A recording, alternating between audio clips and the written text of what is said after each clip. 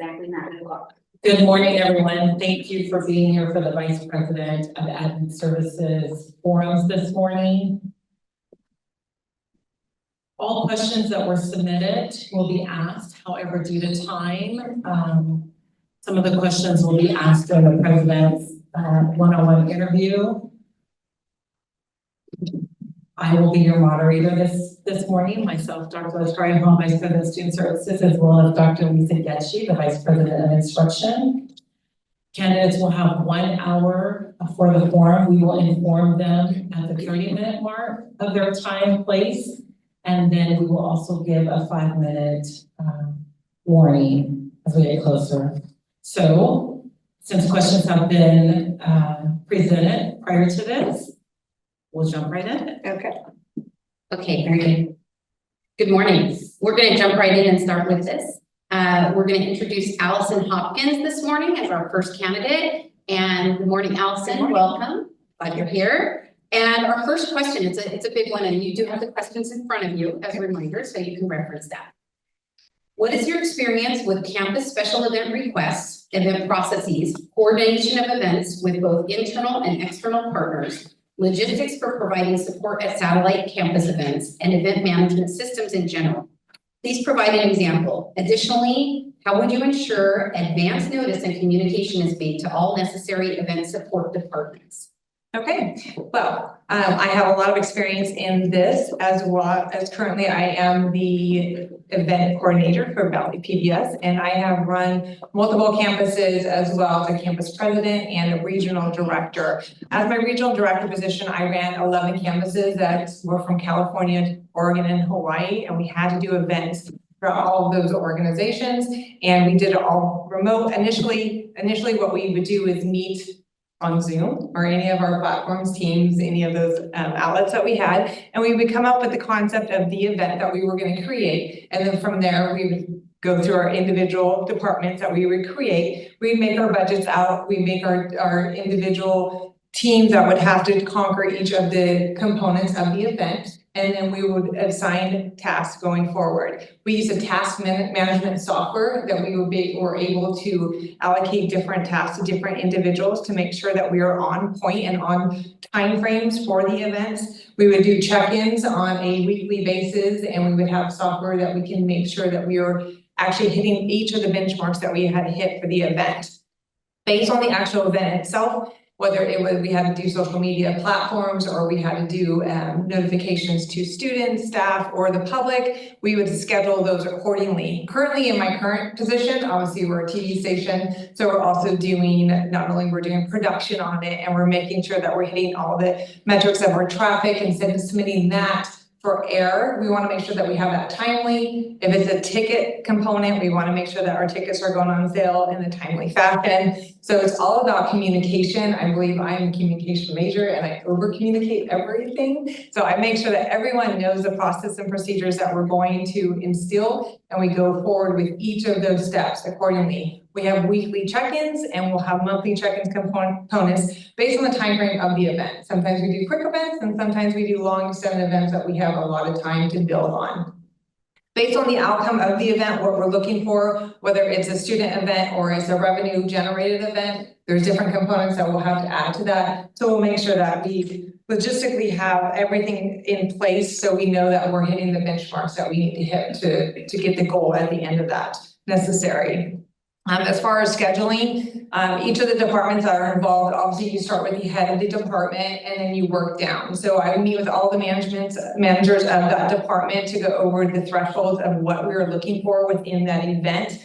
And then from there, they will assign their individual staff that will be needed to be participating in that event. And then we'll bring the whole team together and have a group meeting and collaborate and kind of go over the brainstorming of the event, get some ideas from everyone, generate everyone's thoughts and input, and then from there devise the final plan and moving forward.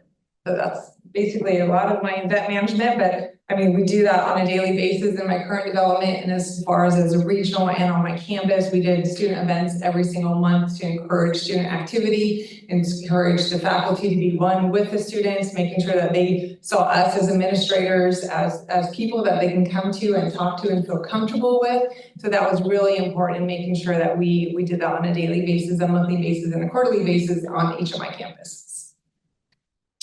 Thank you. And a reminder, just a reminder to the audience, this is on Zoom, so please make sure you're not talking. It'll be captured on the recording. I have the next question. The VPAS position is part of Fresno City College's emergency response team and serves as the emergency operations manager. Please tell us about your experience with emergency operations and provide a situational example. Sure.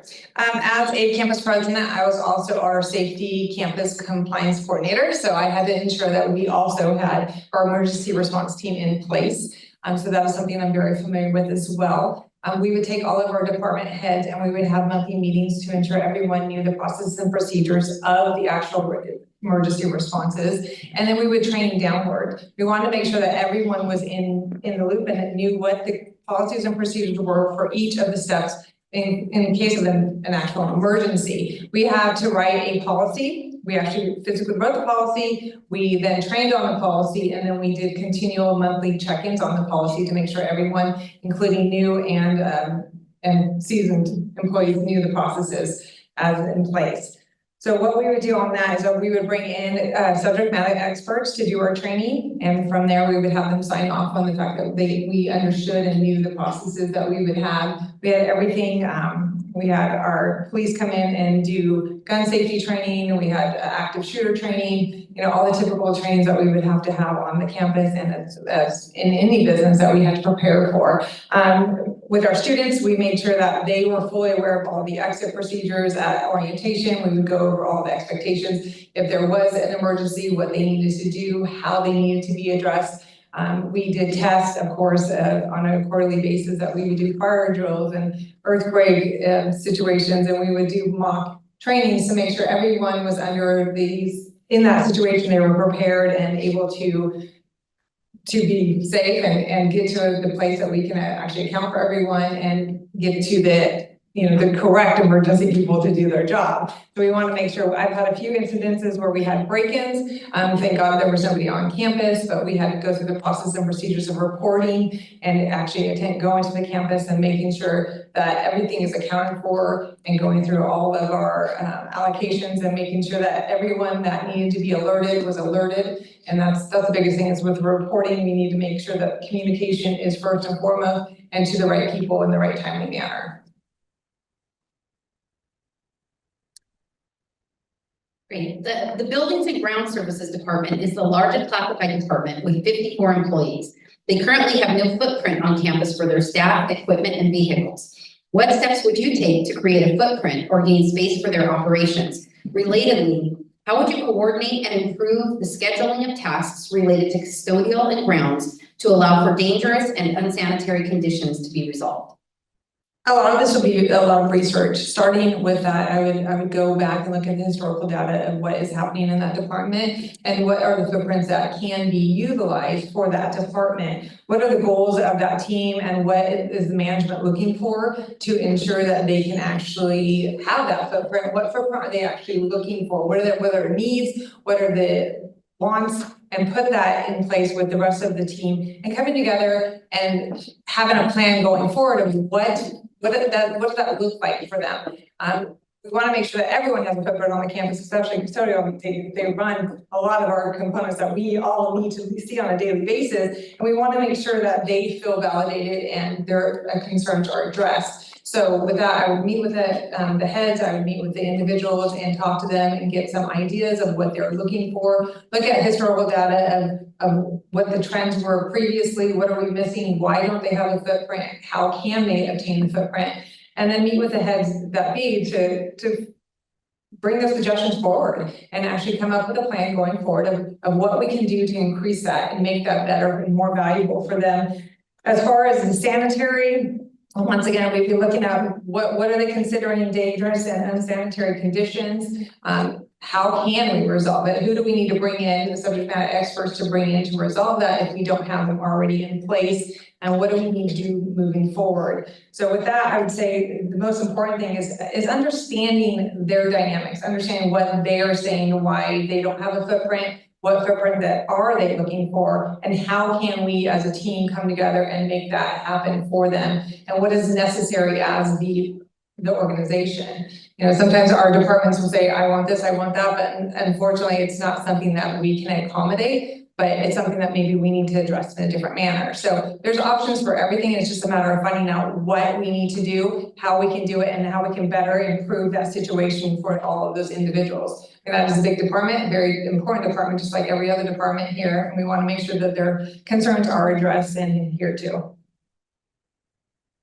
What measures will you implement to ensure transparency and budget allocations?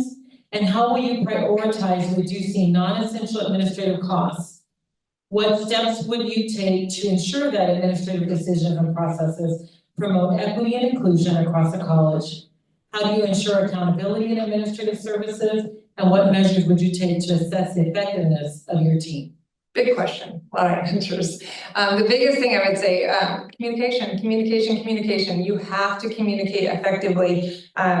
With the budget transparency, I think there's a lot of allocations that we can do to make sure that everyone that needs to be aware of what we are doing and how we are doing it is put in front of them in a timely manner. A lot of the concerns that we have is that people say that we didn't know, we weren't aware, we weren't told until it was too late. But in reality, if we create steps that we can actually show people what we're doing in a productive way, we can actually get ahead of that. And that takes one thing off the table. But transparency is a huge thing. We need to make sure that everything that we are doing is right for the organization and right for our student success. And so the biggest thing I think is that you're looking at the budget and how you're going to look at what is essential and what is something that we can cut. I mean, unfortunately, we all have to deal with budget cuts at some time or another. And we go through that process of what is a need, what is a want, and what is something that we need to build towards, and what are some options that we can raise additional funding. You know, there are different avenues that we can look at to say, okay, well, we don't have the funding for this, but where are some options that we can add this funding, take away from this or take away from that, or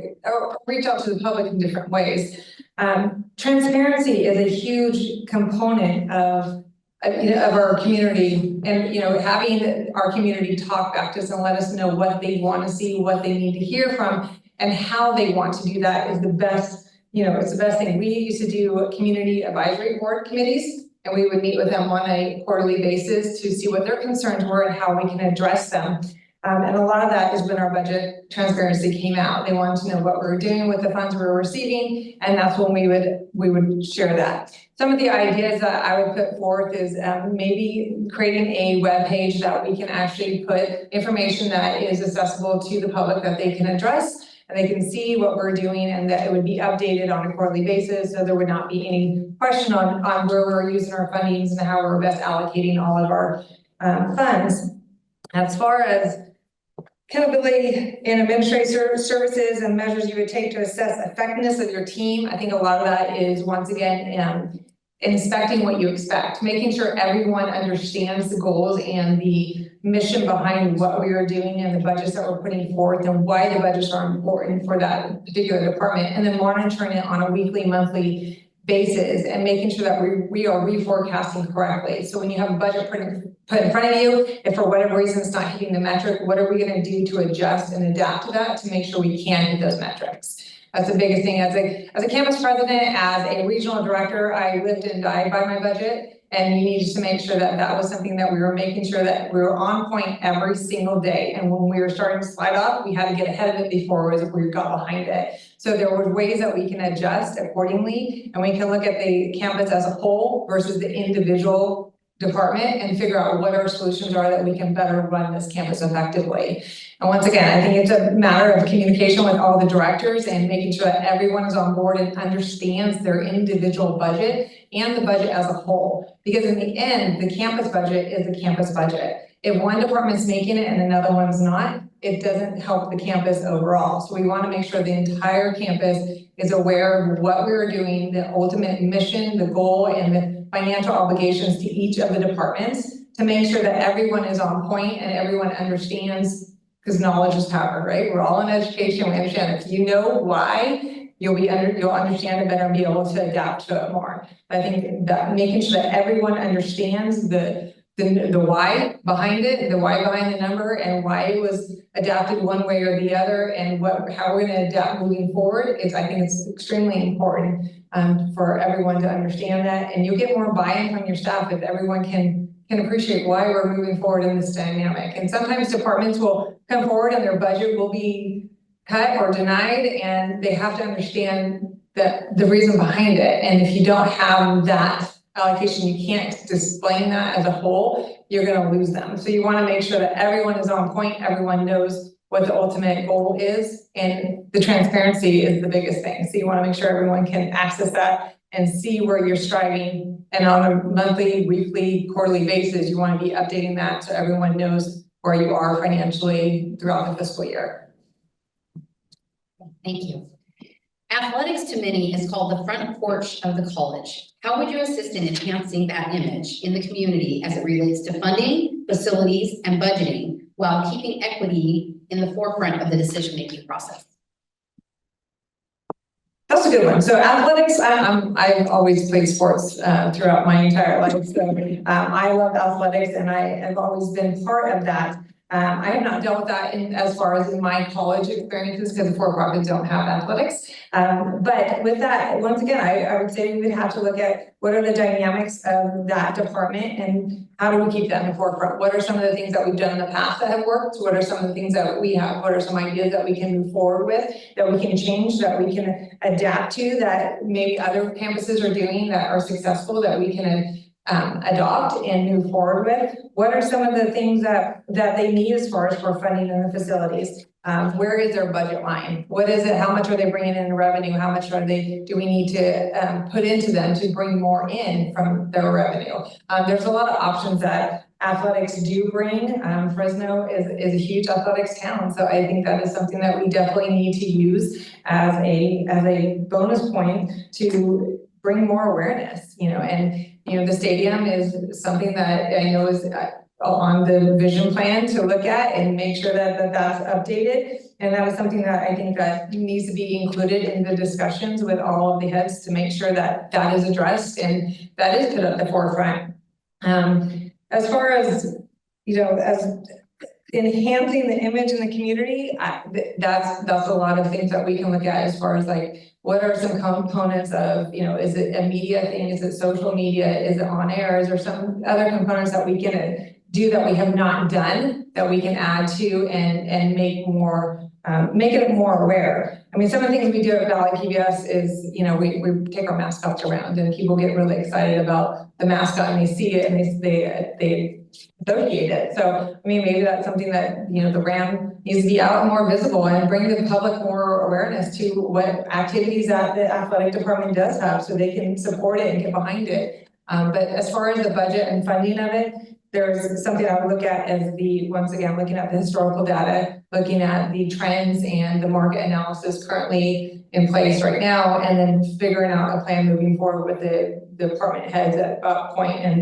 and see what we need to do to adapt to that. But that's. And the next question, please tell us about your experience with facilities planning, renovations, and overseeing construction projects. Sure. We do a lot of that with a lot of my campuses. We had to do overhauls, we had to do revamps, we had to do rebranding. There's a lot of components that we had to do as far as construction, facility planning. We have done full evaluations that we have to do space allocations. You have to look in at what you're dealing with as far as your budget constraints. One of the things that we did in one of my latest campuses is we did a mega lab refresh, which we had to take down walls and extend cables and bring in all these contractors. So the biggest thing that we had to do is obviously get the bids, make sure that we are staying within budget. We want to make sure that we have the right people on the team to make sure that we're on the timeline, communicating effectively with each of the departments that are going to be responsible. And if any student issues are going to arise, whether they're going to be misplaced, or we're going to have to shut down a computer lab or a library or whatever the case may be, we want to inform them ahead of time and communicate that effectively. We want to make sure that everyone is aware of the processes and procedures, that the faculty understands what we are doing, why we're doing it, and that way they can inform their students as well and encourage them to let them know that we're doing it for the reason why we're doing it is to improve the campus life for them. I've had a lot of experience in the planning phases of it, where we've used software planning, where we've done tracking of bidding to actual the scheduling of all of the tasks that need to be taken care of when you're doing construction, and then also meeting with all the necessary parties to make sure we have all the permits and all the receipts to make sure we document everything correctly. Because the biggest thing with renovation stuff is that you need to make sure that you're on the bottom line, you're keeping all your tallies, and you have all your documents in a row. So a lot of that has to do with making sure that you have the right people at the table and that you're discussing all the right information at the right time. And then as far as the construction people, you want to make sure that, obviously, depending on the organization, we usually go with the lowest bidder, and we want to make sure that the lowest bidder actually has the right reputation that we need. So with that, we do interviews with them and making sure that everyone is agreeing that this is the right person to take on the job, and make sure that the job is backed by a timeline that we need in place for our organization and what we need to, the final outcome of what we're looking for. So as far as overseeing it, I've done high-level overseeing, I've done one-on-one overseeing, and I've been on the ground floor doing it with them. So I have a lot of experience in that. It's just a lot of making sure that all your ducks are in a row. You have all the right equipment, all the right timelines in place, and all the right budgets that you are going to make to ensure that you're hitting all your metrics. Okay, thank you. So describe your experience collaborating with academic departments to support instructional initiatives. How have you integrated equity considerations into budgeting and resource allocation to enhance instructional support? Similarly, how have you worked with student services to eliminate barriers and ensure that business processes are inclusive and equitable for all students? Well, I was the director of education for many years. It's one of my favorite positions, and I definitely have a heart for education department. I've gone to bat many times for supporting education and making sure that our budgets are approved, and making sure that we have all the tools and supplies that we need to better serve our students in the classroom. I know the biggest thing as a teacher is to walk in and not have what you need to be successful. It does not look good on you, and it does not help your students. So the biggest thing that we do is that we advocate for the student success through the teachers. So meeting with the teachers and understanding what their needs are in that classroom and how they can better serve their students for the outcome of graduation is where we would start. We would look at anything that the teachers need that would make their job easier and more successful to graduate those students. What can we do to accommodate that? And from there, we would basically, I would take that those considerations and we go to the board and we have discussions of what it looks like that we can incorporate to make it a more effective learning environment for everyone involved. I've done teacher trainings, I've done student trainings, I've done, once again, we've done advisory boards where we met with the community and asked them, what supplies do we need to make this a better learning environment? When we're doing any kind of tech training, you want to definitely have people involved that from the community, your subject matter experts to share with you, what is it that we need to make sure that our students are going out into the workplace and can do the job that we are actually training them to do. So a lot of that is very important to make sure that we are communicating that effectively. We're getting the right people in front of us that can tell us, like, this is the items that we need. This is what we need out of your graduates that can be successful. And therefore we can build a education department that is going to be successful for the students. Because in the end, that's our lives. That's our student success is what we do. Enhancing the educational support. I think once again, that also goes back to communication. We need to know what your needs are, what are some things that you think that could be a better situation for your students? What is it that you need as a faculty, as a director, as a education liaison? What is it that you need to be more successful in your department? And from there, we devised a budget plan that would be sufficient for everyone involved. I worked in student services many times. I also was the director of career services, so I'm very familiar with that too. And placement is the biggest thing. So when students come to school, they're not just coming just for education, right? They ultimately want to leave here to get a job eventually, right? I mean, we all are in education because we love education, but we all want to do something bigger and better in our lives and be successful. And so ultimately, the final outcome is going to be a career. So what can we do to better serve those students? I worked one-on-one with students. I worked one-on-one with career services counselors and making sure that they understand the ultimate goal of the students and communicating that effectively across all the boards. As far as eliminating any barriers, once again, that's understanding your barriers. You got to know what the students are dealing with, how they're dealing with it, what we can do. Everyone comes to the table with different elements and different hurdles that they have to conquer every single day. And what can we do to better serve those students? So it opens up the dialogue with everyone to see what can we do and what can we bring, as a team to make sure that everyone is actually being successful, not only as far as students, but also our staff. Thank you. Please share what leadership characteristics you possess that make you the ideal candidate for this position. I've had a huge privilege of having, I've been rooted in business and education, which I think brings a very unique dynamic to this position. I've worked in for-profit and nonprofit education, and I worked in for-profit and nonprofit business situations. So I completely understand the dynamics of what we need to do on a daily basis in this area.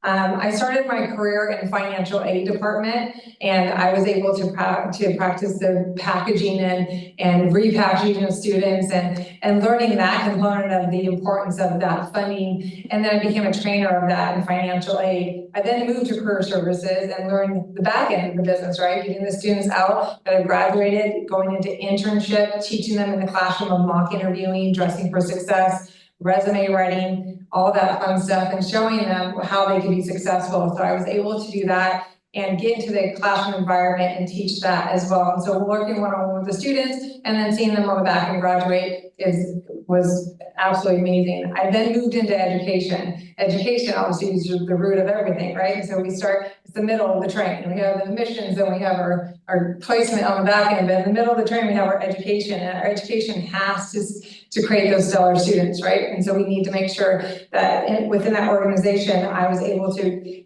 hire my teachers, train my teachers. I was responsible for our student retention. It was something that it was a big task: accreditation, compliance, ADA, all of the educational world that you all live in now. I got to do on a daily basis and got to manage it. And so that to me is a pretty powerful task to take on, to understand the daily works of what most of you in this room do on a daily basis. And not only to do it with you, but to manage that process as well, so to understand that. I then moved into a campus president position where I oversaw the campus as a whole, and I did all the budgetary responsibilities in that position, from writing the budget to budget allocations to P&L reviews, reforecasting, to compliance and accreditation on a daily, monthly, everyday, live and die, breathe, every day. And that was a powerful understanding of the dynamics of managing, once again, from cradle to grave, where you have your admissions to your registration all the way to your placement on the back end, and making sure you're hitting all your benchmarks for all your individual departments, as well as your compliance and your accreditation standards and the budgeting aspects of all of that. I was then able to take over a regional position where I oversaw 11 campuses, like I said prior, which stem from California, Hawaii, and Oregon. And that was able to give me the opportunity to oversee different people from different dynamics on all campuses in different communities, and to come together and bring all of those 11 campuses together for trainings. And it's seeing different environments and different people come together for the same common goal is pretty powerful. And to teach them how they can better serve their students is something that is second to none. It's absolutely amazing that I've had that experience.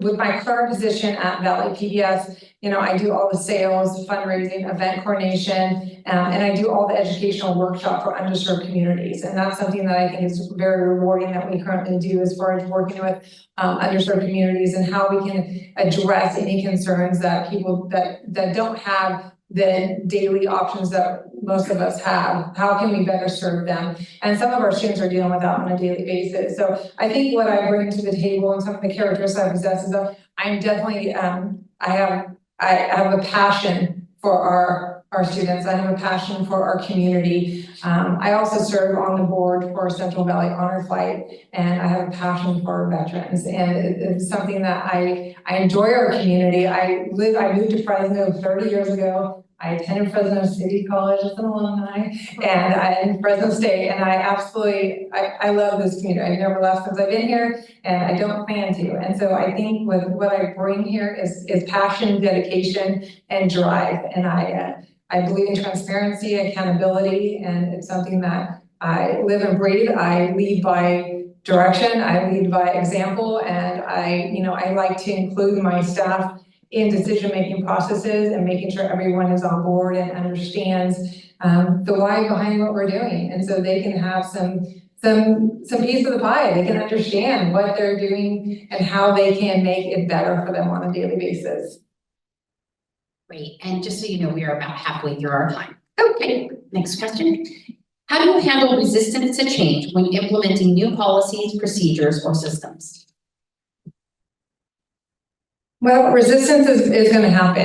Anytime you're dealing with a group of different individuals that have different upbringings and different views and different ways, we're definitely going to deal with some resistance to change. Once again, I think it's about communication and communicating the why, communicating the understanding of what we're doing and what the mission and the vision is behind it. What are some of the things that why is it important? And I think the biggest thing is making sure everyone feels included. And so having those meetings with them, letting them actually address their concerns, having them an open forum and letting them speak their mind and give their opinions and then creating a safe space for them. I think that's the biggest thing to make sure that everyone is included. But you will get some resistance when you're finally putting the hammer down on something. The decision has been made and we need to move forward with this for this particular reason. But once again, I think the understanding of the why and what we're going to accomplish with that final verdict is what they need to understand. That doesn't mean that they can't voice their opinion or they can't have their opinion. It's just how productively are we going to address it. So I definitely think that including people into the decision-making process is important. I think that unfortunately sometimes that decisions have to be made at a higher level and it just needs to be addressed and adhered to. And I think you are the face of it. So when you're presenting it, whether you believe in it or not, as your personal opinion, you have to support the decision of the organization. And so that is something that is truly important to me, that if I stand up here and I don't necessarily believe in what we're doing, I have to understand the why behind it. I have to get to understand why is this organization looking at it this way? Because people don't do it just for fun, right? There has to be an understanding of this is the best way for the organization and this is what the outcome is going to be, what this is going to be the end result. So with that being said, we need to make sure that we fully understand that. And as a leader, you have to put that front forward. You have to make sure everyone understands that you are supporting it because the end result is the best thing for the campus, not for you as an individual. So you have to look at it as a bigger picture, make sure that people fully understand that, yes, we all have our individual opinions. Yes, we all have our individual outtakes and our individual ways we were brought up and we have beliefs and understandings. But as a whole, we have to understand the organization goals and why it is important for them to make this decision moving forward.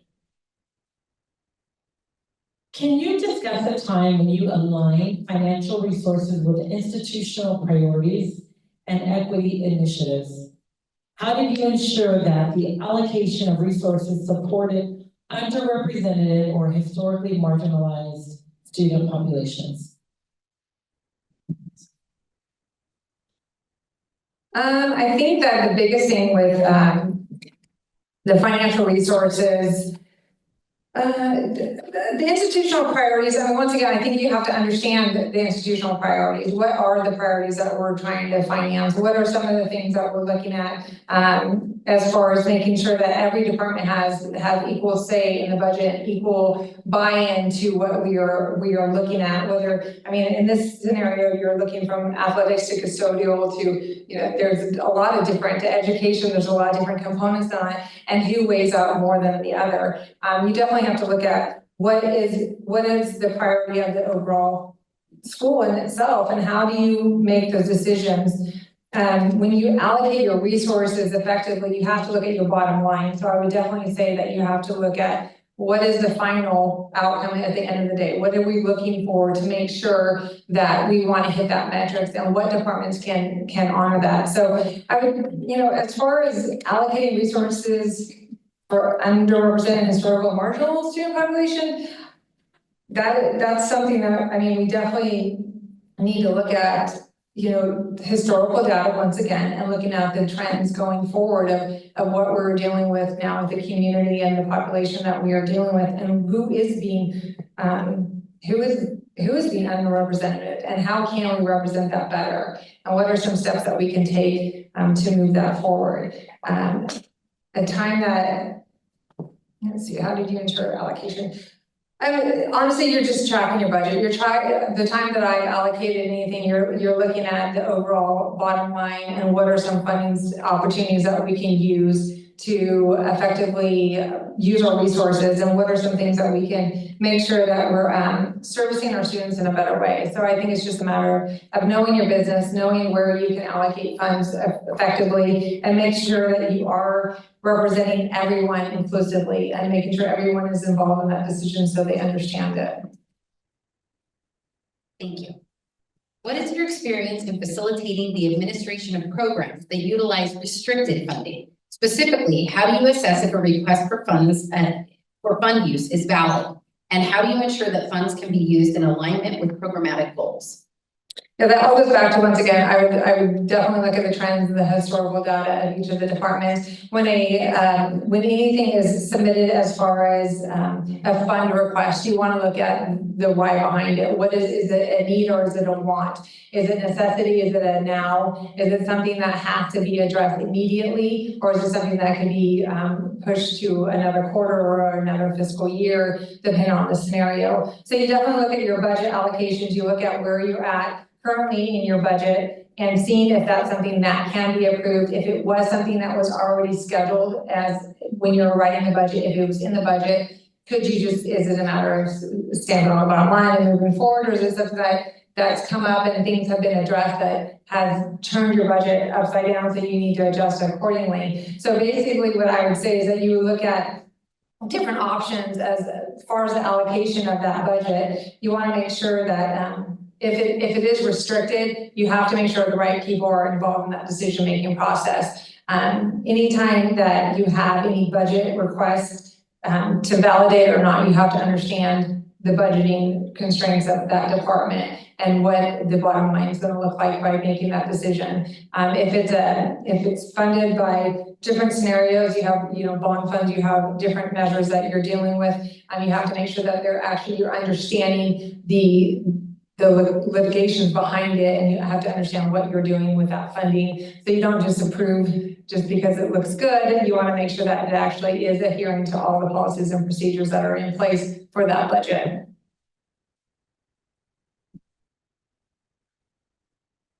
Equity-minded applies to not only students and community, but also includes the institution, institutional policies and practices which impact faculty and staff. How would you implement a review of admin service policies and practices that historically impact minoritized SEC staff? The first thing I would do is first thing is, how would you implement a review? I would review. I would look back on everything that has been done in the past. what was successful, what are some things that have may not been considered. And then I would pull a committee meeting to talk to the heads that would be, important to talk to see what their take is on it and who they think would come to the table. Obviously you guys are community-based and that also brings in the community. So talk to the community and see what their take is on it and how we can devise a great plan moving forward. I think the biggest thing is communication, making people feel safe that they can communicate, make it an inclusive environment where people can actually generate their ideas and share their ideas, and then all the ideas can be brought together and decided to move forward based on what is presented from anyone and everyone that would like to present. It definitely, the administration policies and practices have gone back a long time here. When were they last updated? What is something that we can look at that we can implement that comes from different organizations?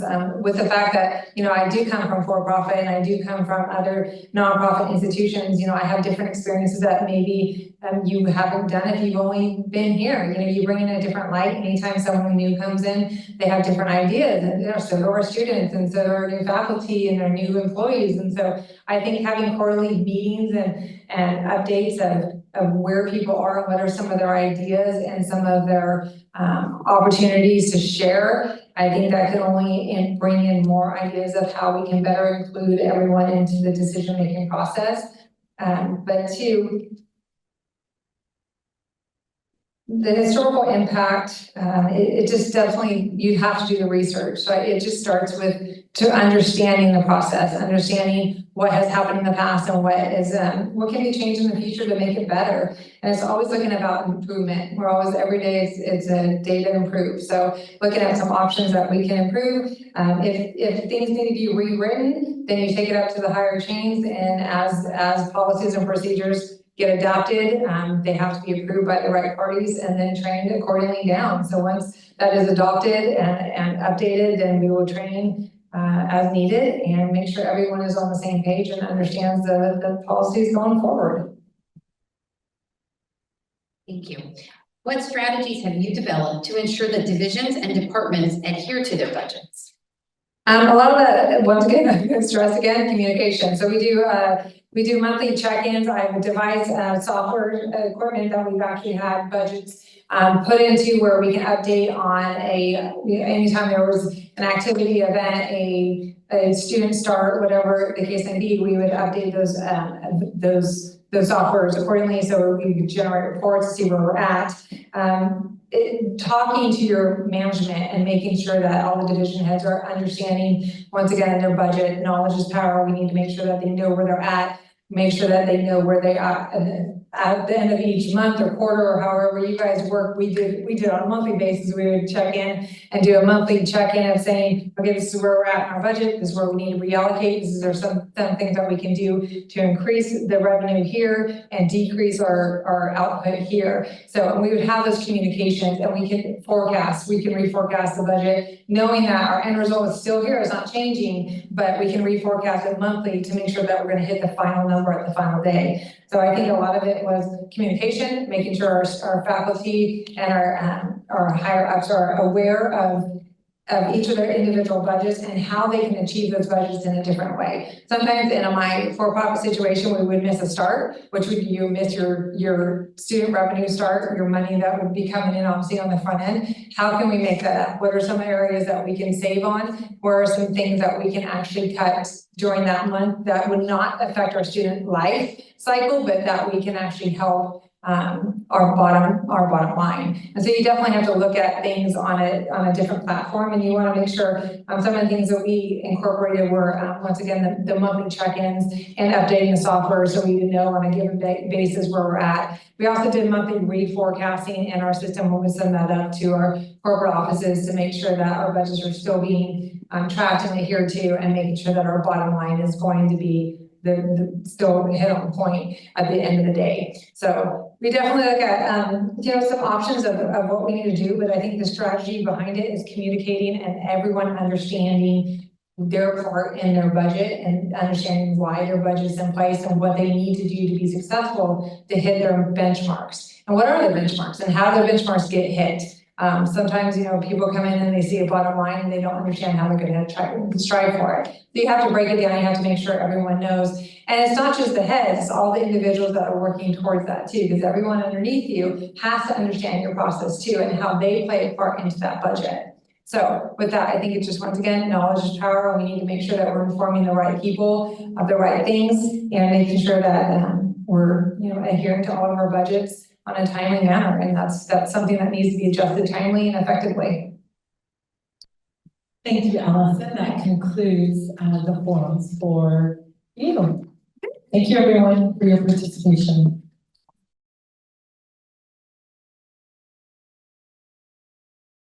Thank you for joining us again on Zoom and in person. We're going to get started with our next candidate. And I wanted to start off with saying thank you to everyone who provided questions in advance.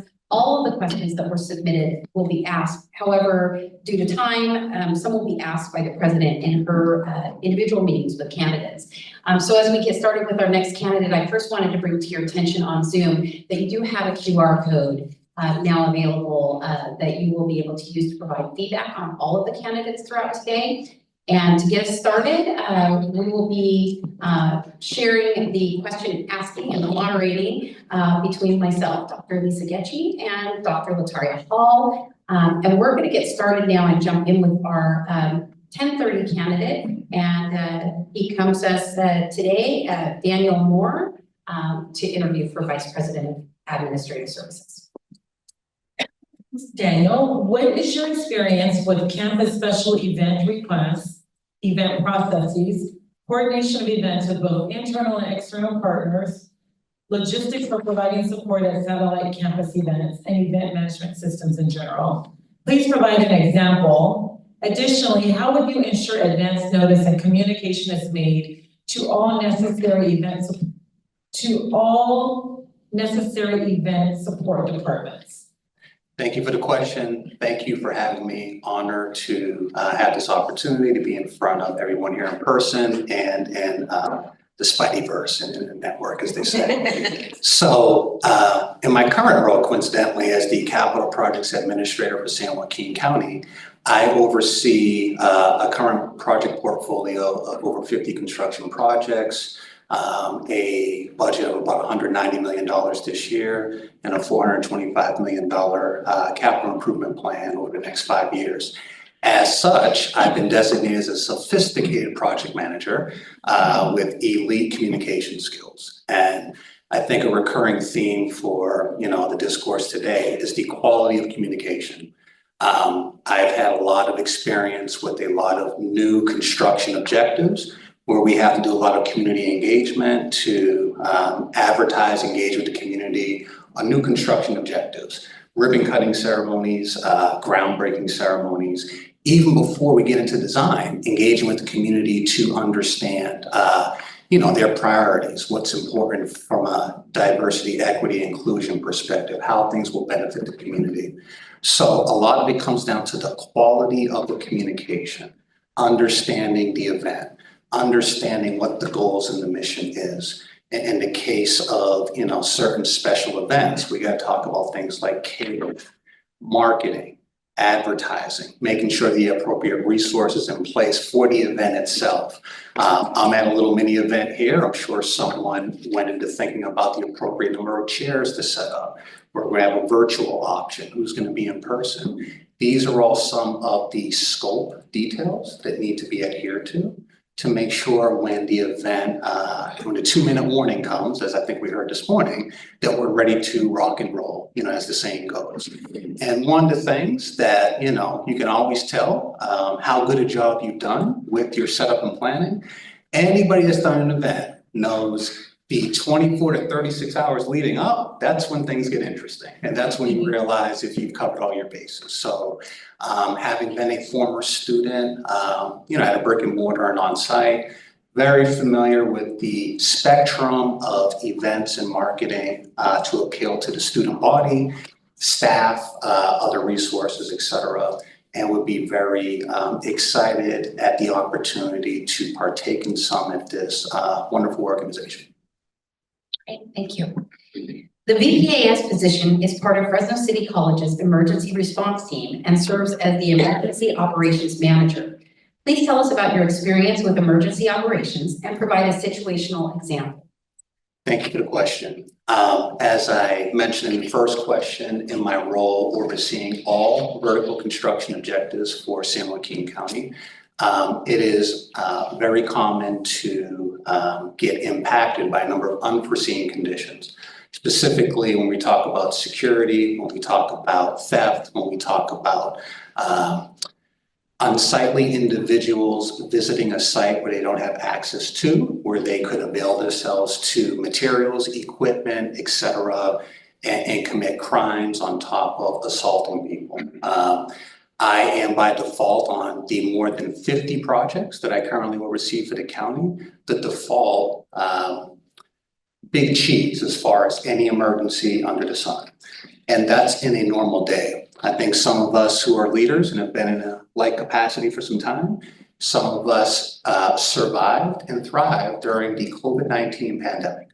And that added a particular amount of complexity to how to prepare and manage real life threats. We did have a number of active projects during the pandemic by way of the governor commissioning construction as an essential activity. But let's be honest, it was a very difficult time. The result of the pandemic unfavorably displaced a number in the community that I work, and that contributed to a lot of challenges that we had to overcome on a case-by-case basis. I'm big about being fair and reasonable to all parties. And I think sometimes you got to be mindful about the cause and effect that leads to people engaging in certain acts that are illegal in nature. And despite consequences, I'm always about being fair to people, but also being mindful about the security and preparedness of my staff, third parties, and the project resources programs I'm entrusted to oversee. Thank you. The Building and Grounds Services Department is the largest classified department with 54 employees. They currently have no footprint on campus for their staff, equipment, and vehicles. What steps would you take to create a footprint or gain space for their operations?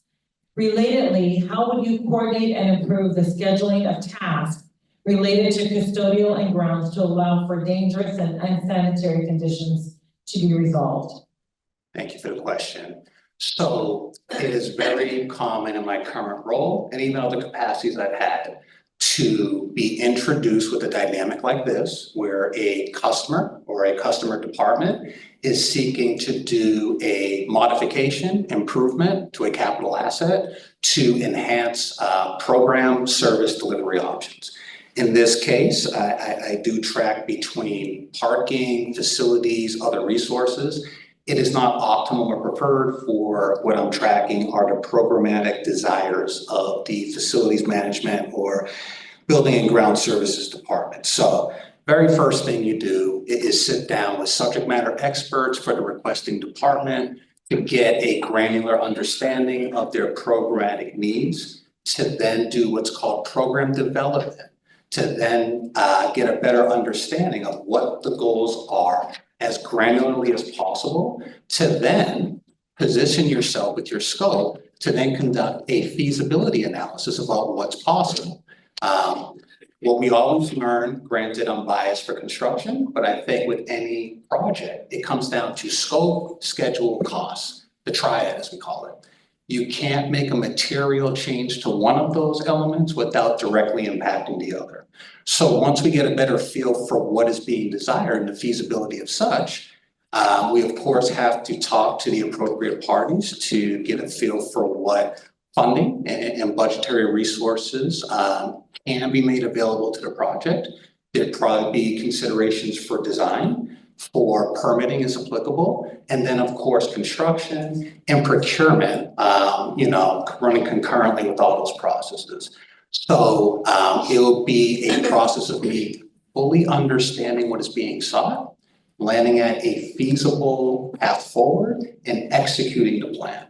Now, That speaks to what I always call day one. Day one is when, you get the construction objective 100% completed and pass the baton figuratively to colleagues or the customer department for day 2 and on, which is usually the operational aspect. And the part B of the question did speak to existing operations and improving efficiency. I would have to get an understanding as to what the current mode of operation, standard operating procedures are for communications. Are staff on a virtual option? Are they communicating with radios, cell phones, tablets, etc.? There's a lot of software apparatuses at relatively low cost that do an excellent job of creating dashboards, kind of tracking service requests, whether they come from students, staff, departments, or even if they're internal desires, by leadership of the organization. By first understanding what the existing mode of operation is, you can then work backwards to see what options are available to improve. Of course, there'd have to be engagement with the management and some of the key staff personnel to ensure that some of the options with the best desires for improvement would be favorably received, because obviously once we implement this, we want to make sure this is a value added option that's presented to staff, because ultimately we need buy-in from staff to execute, and that'll then translate to an increase in the efficiency of their performance, ultimately for the customer, which is receiving body on care. Thank you. What measures will you implement to ensure transparency in budget allocation, and how will you prioritize reducing non-essential administrative costs? What steps would you take to ensure the administrative decisions and processes promote equity and inclusion across the college? How do you ensure accountability in administrative services, and what measures would you take to assess the effectiveness of your team? Similar to an earlier question, it would start with understanding what the existing is. What is the existing protocols, parameters? What is the current operational strategic plans, the certain funding measures that we're put in place for the organization in the given fiscal year or operating year? At the county and other stops I've had, private sector, public sector, there are monthly budgetary reports that come out that you can do a comparison to evaluate financial trends to see, based off of year-to-date expenditures, how you tracking against what the program budget was. That can tell you how you're tracking. If we start to see significant deviations, negatively or positively, I'm the kind of person I want to understand what is contributing to this deviation from what we projected things would be. When we start talking about projects, sometimes, granted in my current wheelhouse, there are some budgetary aspects when we talk about the critical path, meaning things that have to be adhered to efficiently and immediately so you don't create risk, which tends to translate to delays and cost ultimately, which is something we never want. So that might require weekly, daily reviews, depending on the task at hand and the level of importance and how it fits into the organization as a whole. In getting an understanding of existing norms, again, like I detailed upstream, scope, schedule, costs, understanding what the goals are here for what the current definition is for equity and transparency. And obviously, as a senior leader, as this position would be, seeing what my feeling is of those standards to evaluate if there might need to be some modifications to make sure that the direction we go forward is modern and appropriate for these programmatic goals. We live in the most diverse, multicultural, multi-ethnic version of this country here in 2024.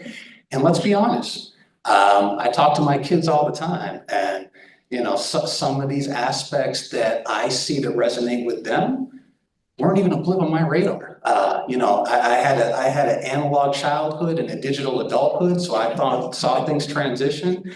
I always crack up when things come on, and I was watching something the other day with the rotary phone. You had to dial those numbers, and nowadays I can't even remember some people's numbers because you just hit send. I'm being humorous, but sincerely, you have to be flexible. You have to be mindful of the audience that you're serving and what the goals are, and be open to change. The world is changing. I just came from the Construction Management Association of America conference in San Francisco, and they had some amazing data points to show in the past 4 years, the world has actually aged 30 years, and these cycles are increasing. So you can't be, a dinosaur. You've got to be fluid. You've got to be mindful about best trends and practices. And that comes all the way back to, equity, inclusion, and making sure that the fundamental organizational goals are current and appropriate. And once you have that in place, that serves as your parameters and borders to then see how you can align certain granular programmatic tasks to fit the vision, mission of the organization.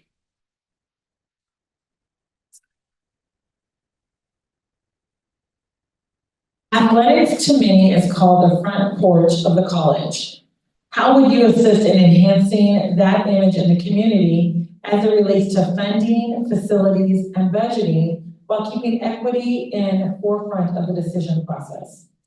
Well, as a former Division I athlete, this is a question that's near and dear to my heart because, as an athlete, you want, as a student athlete, your first and foremost focus needs to be on your academics, because if your GPA isn't where it needs to be, you'll never see the field, court, or whatever sport that you play. But then also, when you start talking about reaching your peak potential as an athlete, you of course need to put in the work to make sure your body is getting the appropriate repetitions, whether it's calisthenics, resistance training, cardio, et cetera, to make sure you're at optimum physical performance. But also that works in partnership with your time management skills to make sure you're doing the work you need in the classroom. Athletics, I've seen firsthand, and I appreciate the front porch designation. If done right, it can be an amazing positive spotlight to the organization or the university, college, et cetera. And that's, you always want to have a team that's the champion of your division and whatnot. But let's be honest, that's based off of talent, that's based off of competition, that's based off of the season, at hand. But you have to make sure you're fair and reasonable, making sure the fundamental resources are in place to support student athletes, feature them. There's a myriad of opportunities for fundraising and featuring. I always like the personal stories with featuring standout student athletes that are getting it done in the classroom, getting it done on the field of the court, so they can serve to inspire the existing student body, the community. But also when we start talking about recruitment of future athletes, we can use these select examples to show how the organization supports the student athletes, but also the kind of role models the organization, is seeking to perpetuate.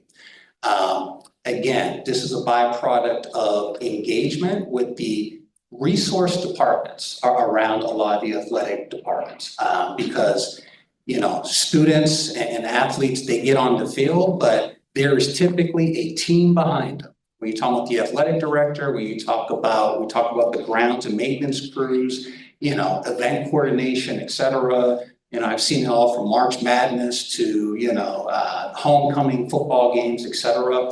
If done right, it can be a perpetual positive spotlight for the organization that not only lends itself to, fundraising, positive media opportunities for the athletic department, sport program and students, but also there's a myriad of ancillary benefits that can come to the university as well. Because let's be honest, there's a lot of people who come to certain academic institutions who never set foot on a field or a court, but is put on their radar when they see some of the sports teams that they want to be part of that culture. So that's definitely an amazing opportunity that I'd like to understand more as to how FCC does it, to see how I can lend my knowledge, skills, and abilities to help enhance the existing programs.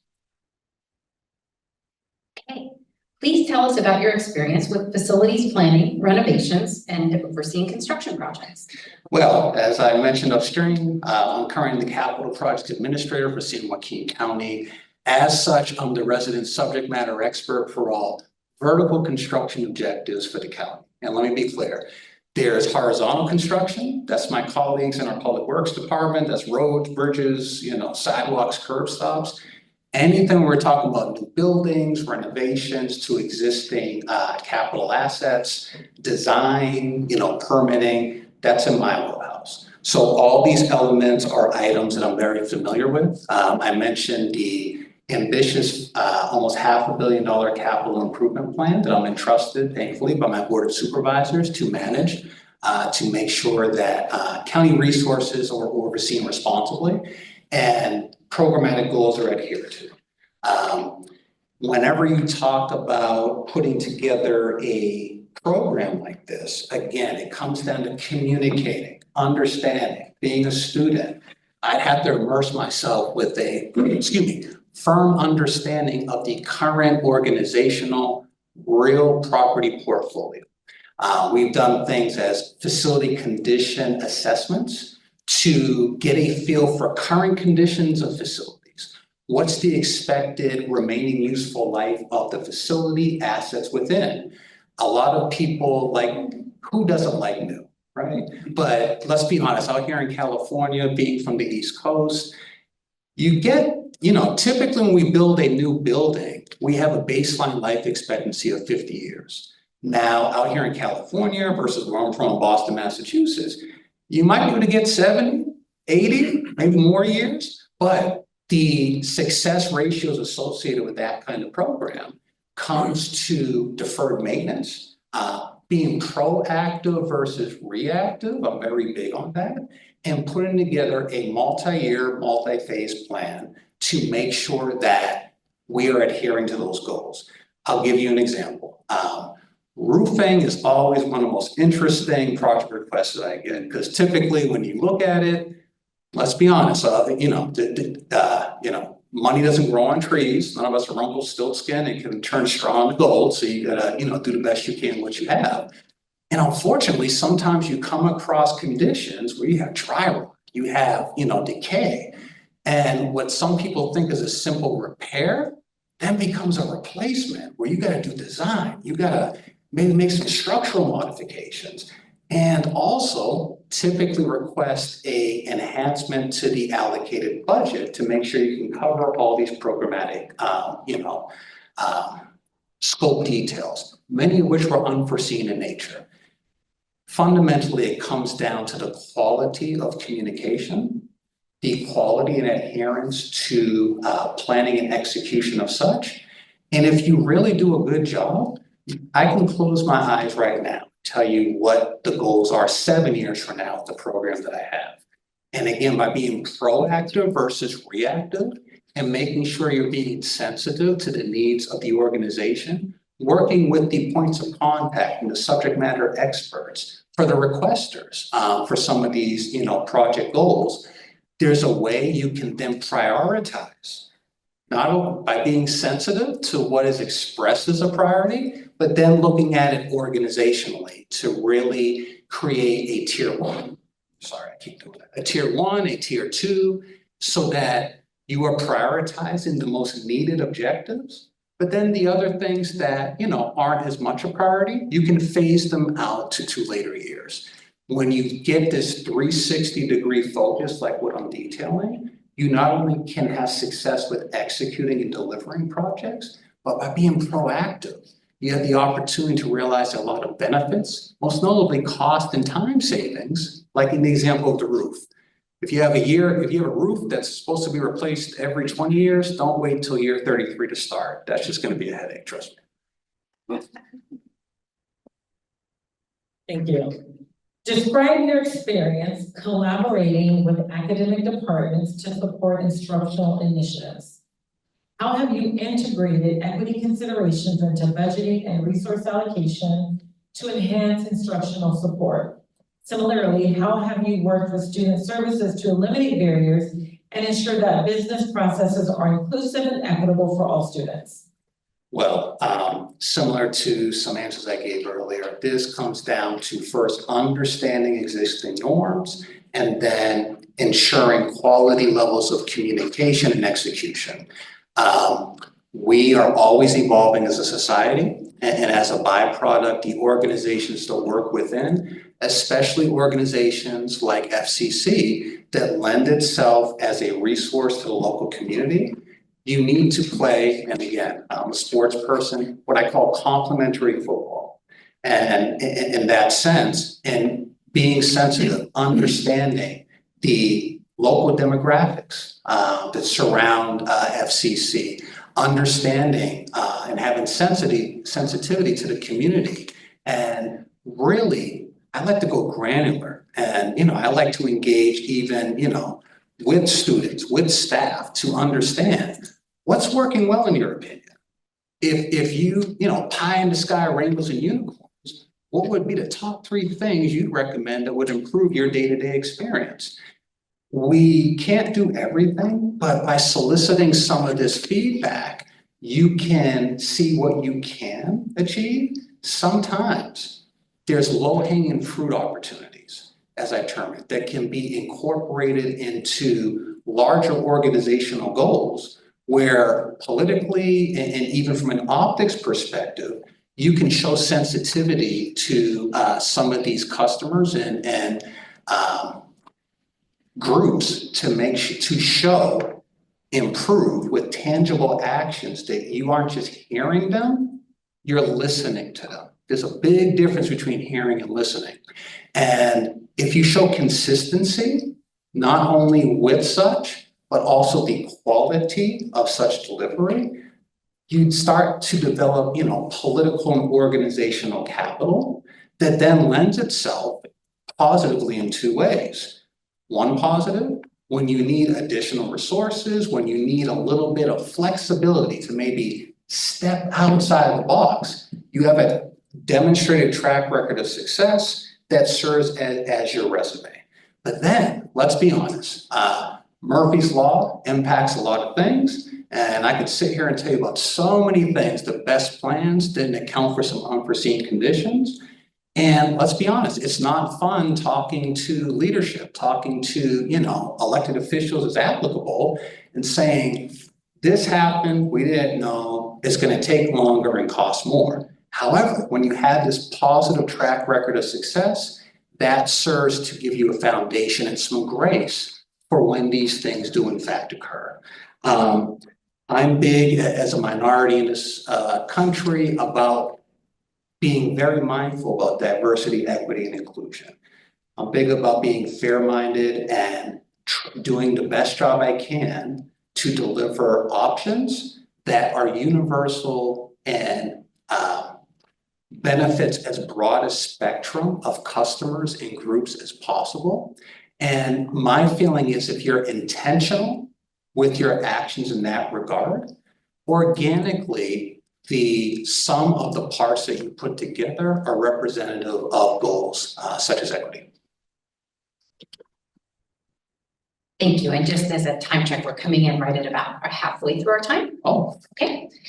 So please share what leadership characteristics you possess that make you the ideal candidate for this position.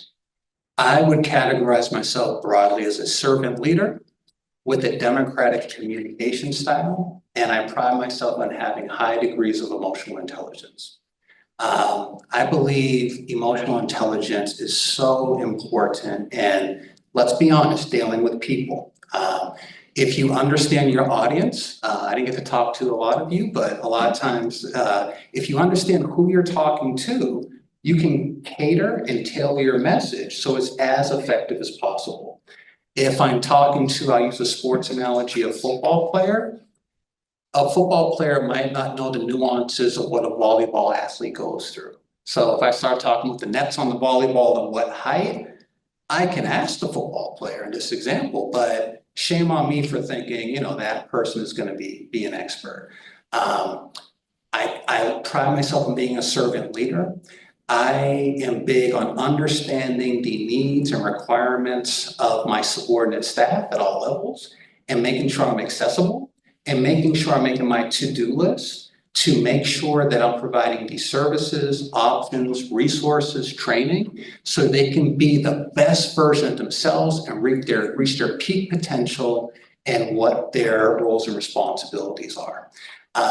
Additionally, by collaborating, communicating, and being detail-oriented and intentional, and not just saying what you'll do, following through on it in a documented manner, that scores points when you have to ask your staff, ask your colleagues to do some things that are difficult.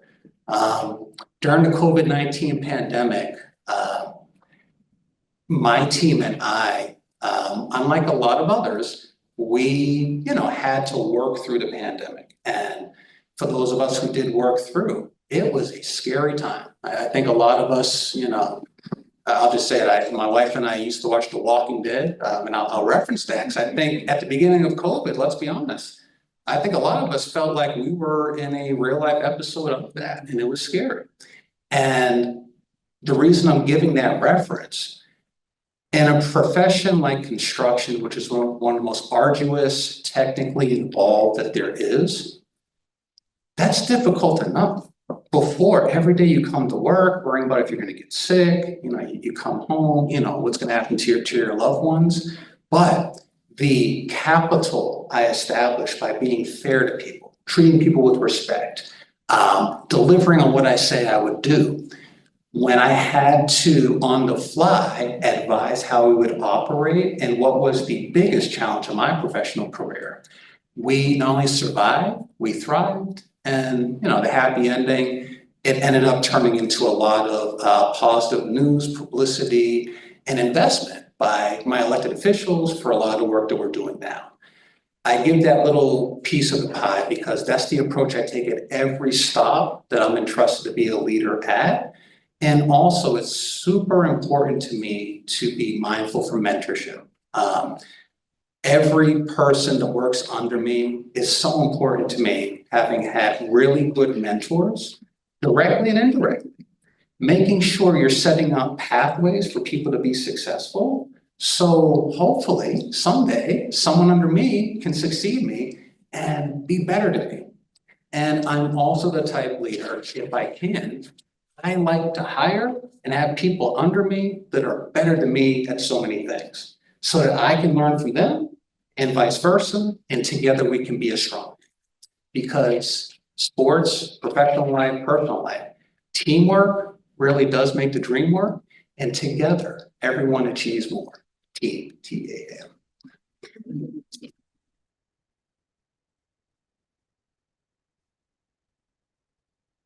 How do you handle resistance to change when implementing new policies, procedures, or systems?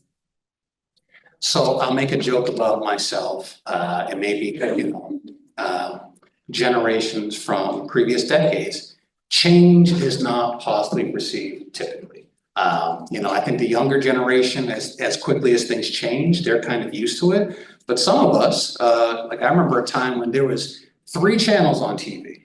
And, the local news was a big thing. And now, something we've heard this before. How can there be 200 channels and still nothing up? But, sometimes we kind of, roll with it. But look, being sensitive, you heard me reference the importance of emotional intelligence, understanding the demographic I'm talking to. The conference I just came through kind of broke it down between the baby boomer generation, Generation X, Generation Z, Generation Y, Xennial. That's a new one I learned about that I think I fit into. People with that analog childhood, digital adulthood. When you understand the demographic that you're engaging with, when you see the resistance to change, it's usually triggered by fear. And Instead of seeing it as an obstacle or a challenge, I like to see challenges as opportunities. And I've had a number of positive experiences where you can connect with your audience who are resistant to change, vocally, emails, actions, etc. Connecting with them in a quality manner to understand what is the basis of your concern that's causing your resistance. And there's been so many times where by investing that time and that conversation, you can understand what the issues are. You then have an amazing opportunity to put their mind at ease.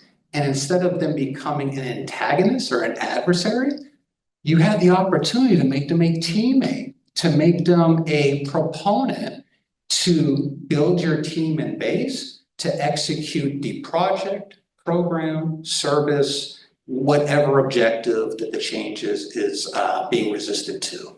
So, like the continuing theme I keep having, it comes down to the quality of communication or lack thereof, but I prefer to look at the opportunities to improve, to establish alliances from a positive, productive, solution-oriented mindset. Thank you. Can you discuss a time when you aligned financial resources with institutional priorities and equity initiatives? How did you ensure that the allocation of resources supported underrepresented or historically marginalized student populations? Thank you for the question, and great one. I talked earlier upstream about understanding what the existing norms are and ensuring first and foremost that the existing ones are accurate and appropriate for the modern day environment. That's the baseline right there. But once you kind of have a feel for that, you can then confidently assess and make plans to make sure you're adhering to such. So from a construction perspective, I'll dance around this because this is an example that came to me. It's not public knowledge, but you heard me talk about the almost $500 million capital improvement plan. This is something that, I designed probably 3.5 years ago. When you work in an organization where, there's a lot of elected officials who term out every, 4, 6, 8 years. When change happens, whether it's elected officials, key leadership positions, these new leaders come in, they don't know anything about what, the political flavor was at the time, what contributed to certain priorities at that time. And you have to be open and sensitive to be fluid, to modify and change based off of what the current priorities are. So, I'm currently working on a project that came out of nowhere within the past 9 to 12 months. It probably will end up being the largest undertaking in the history of the county, which is saying something, considering some other projects that I've done. But the mission of the project is to address a very underserved component of the local community and some issues that have been made public that not only affect the local community that I'm in, but the state as well, that even the governor's office has recognized as a Mount Rushmore objective. So when you can then understand that dynamic, you then turn to a salesman or a saleswoman to feature, hey, I know we had these priorities as of 2020. However, as a result of A, J, Q, and X, this project now needs to be pushed to the forefront. So then, and from a positive solution-oriented perspective, I don't want anyone to think these other previous priorities are no longer important. We're still focused on this, but let's work together to see how we can incorporate this unforeseen project request, but still adhere and ensure that these previous priorities can still proceed to latter stages of project delivery. Now that's from a construction perspective. That same methodology would apply when you talk about programs and services. Let's be honest, there's probably some programs and services that were amazing in 1992. But now here we are in 2024, soon to be 2025. And, they might still have merit.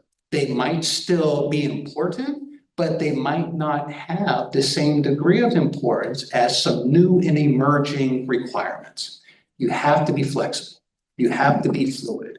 You have to think outside of yourself and always keep a positive mindset that you feel merits and honors the ideals of the organization, but also is sensitive to the user group and always thinking about the customer, which at this organization would be the student body, and how such can positively affect their student experience.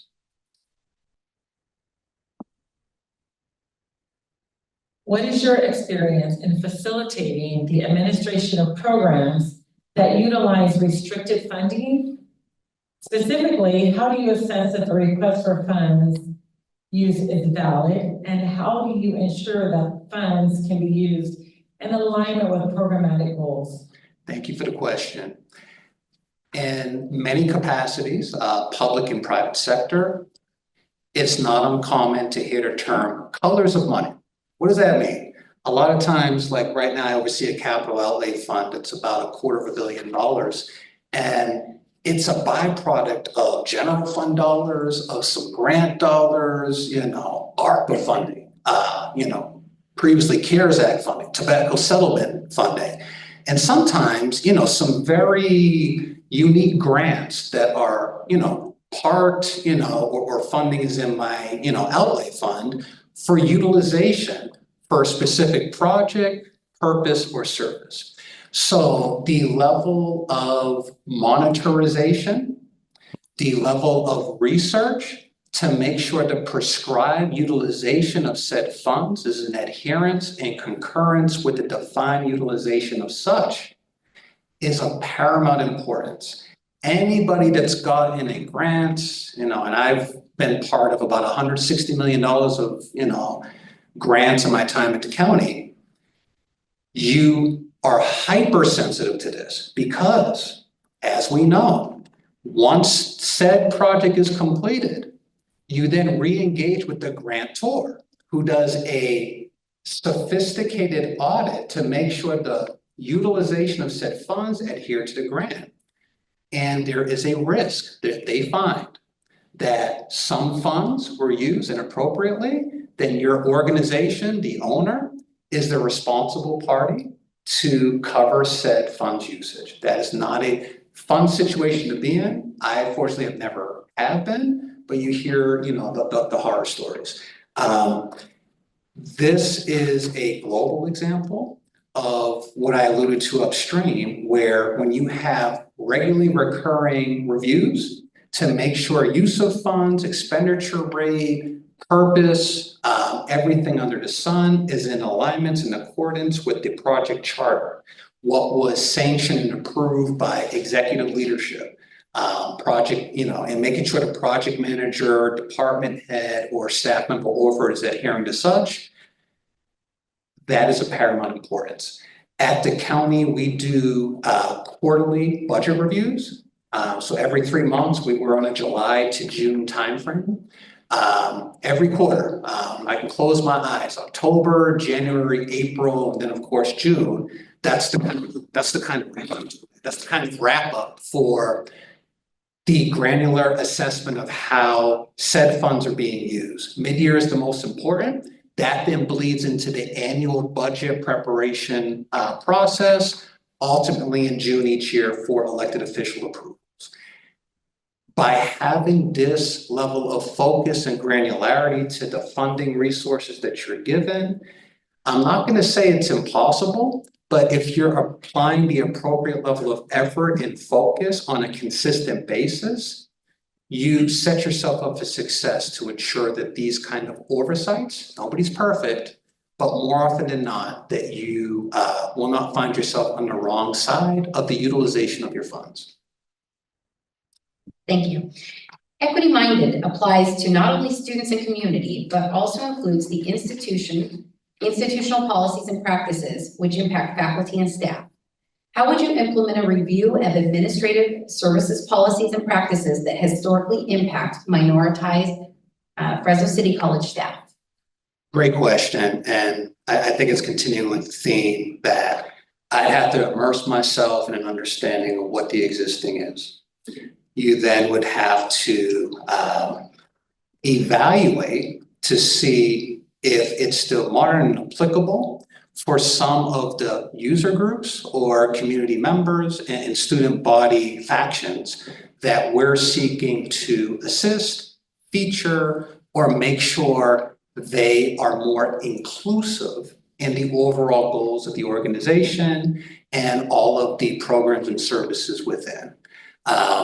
Again, we live in the most diverse version of this country and its history. And I'm sure, I mean, arriving here today, seeing a lot of student body and maybe staff, I've been so impressed with the spectrum of diversity that I've seen. And it's so important to be mindful about the differences that exist with that spectrum. And I prefer to look at it as how that can make us better by adhering and being mindful of inclusivity to all so that everybody feels part of the team and part of the positive user or customer experience. Taking notes, so I like I'm losing track. What strategies have you developed to ensure that divisions and departments adhere to their budgets? So, like I said, I think a couple of questions upstream. It's preparedness, diligence, monitorization on a defined schedule and executing such in a high quality manner and a repeating manner as well. When you talk about utilizing public funds, when you talk about working for an organization and entrust you with a 7-figure budget, 9-figure budgets, like what I've had, it is so easy to overlook something. It is so easy to get projects confused with the level of volume, the level of expediency needed. And that's before you might take a 2-week cruise and then come back, and then that Monday you're back, that's when you get that invoice that you haven't had your coffee yet, and you're just trying to process things, so you want to get caught up. And then you get a call from, like in my shop, the audit controller's office, like, yeah, we saw you put this invoice in and the account code you referenced is for a different project. You really want us to process this $173,000 invoice? Not to say that would have happened, but where I'm going, it comes down to commitment and attention to detail, making sure that staff realize the importance and responsibility, but I do the best job I can not to sound foreboding or ominous.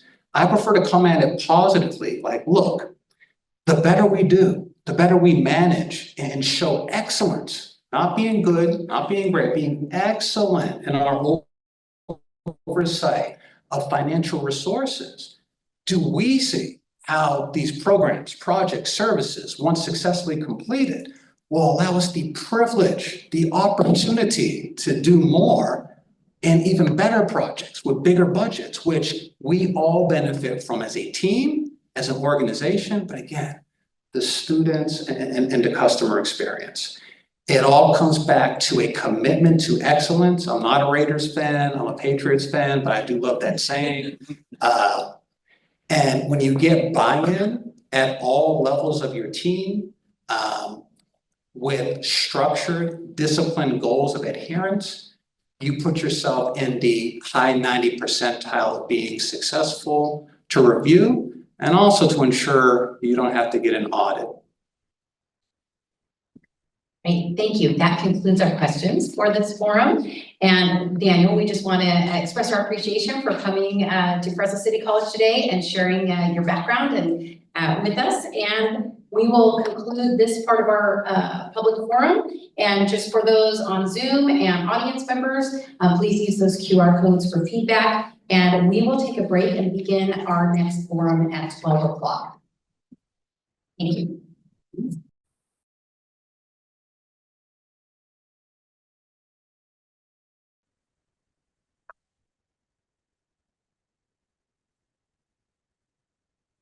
Thank you, everyone, for being here. And Sarah, thank you for being here with us for the Vice President of Administrative Services position. To all of those who provided questions in advance, thank you as well. All questions that were submitted will be asked, however, due to sometimes, some will be asked by the president in her meeting with the candidates. There's also a QR code that you will be able to engage with and submit your feedback from the forums. We will have an hour for this forum. My name is Dr. Latoya Hall. I am the Vice President of Student Services here at Fresno City College, and I will serve as the moderator with Dr. Lisa Getchie, our Vice President of Instructional Services. We will let you know when we are at the 30-minute mark and again at the 5-minute mark. Thank you. Thanks for having me. Okay, we're gonna jump right into questions, Sarah.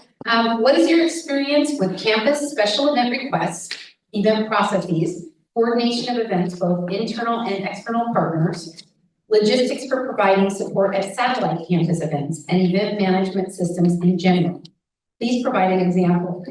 Additionally, how will you ensure advance notice and communication is made to all necessary event support departments? Right, so I have no experience with campus special events requests or coordination, but what I would do, if I was VP is I would work with those areas and assess and determine, sort of do a gap analysis to figure out what the challenges are, also what the wins are, what we do well, which is important. And from there, after the assessment, I would then work with stakeholders in the process and the team. And I would then, after speaking with them and doing the assessment, I would then, create a plan. And also a timeline and the resources that are needed to implement that plan. And that goes as far as notification and what is the best route for notification, whether it be, obviously it's via email, but on the website, but there's other ways of communicating so that there aren't any surprises.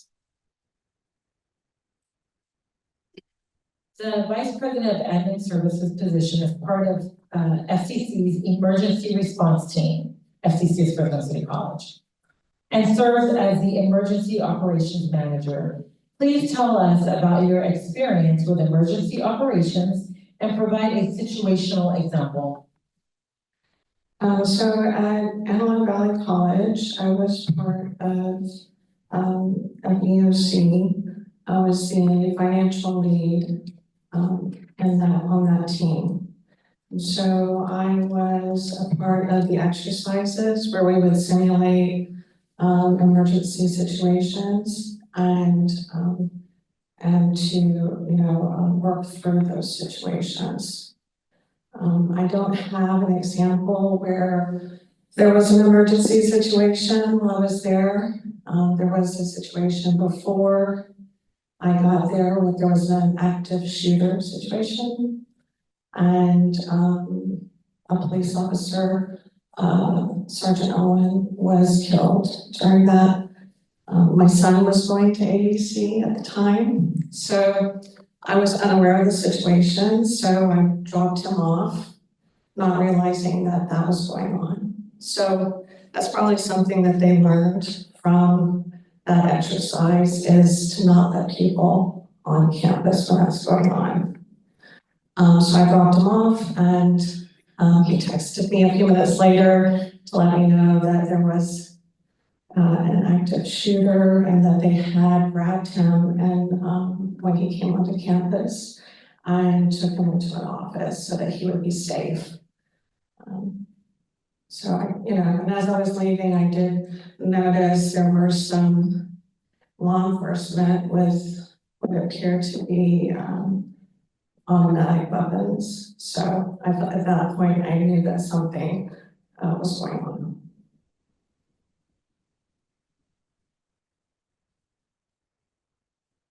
So the Building and Grounds Services Department is the largest classified department with 54 employees. They currently have no footprint on campus for their staff, equipment, and vehicles. What steps would you take to create a footprint or gain space for the operations? Relatedly, how would you coordinate and improve the scheduling of tasks related to custodial and grounds to allow for dangerous and unsanitary conditions to be resolved? Right, so I think the first thing is that you have to assess the space as it is now and make determinations on if there is a way to create a footprint for the staff. So that assessment would have to be done. You know, when I was, if I was to become VP, I would do that assessment with the team to make those determinations. As far as scheduling, it'd be the same thing. I would be working with the team and the team that is managing that area and make sure that, you know, dangerous and unsanitary conditions are high.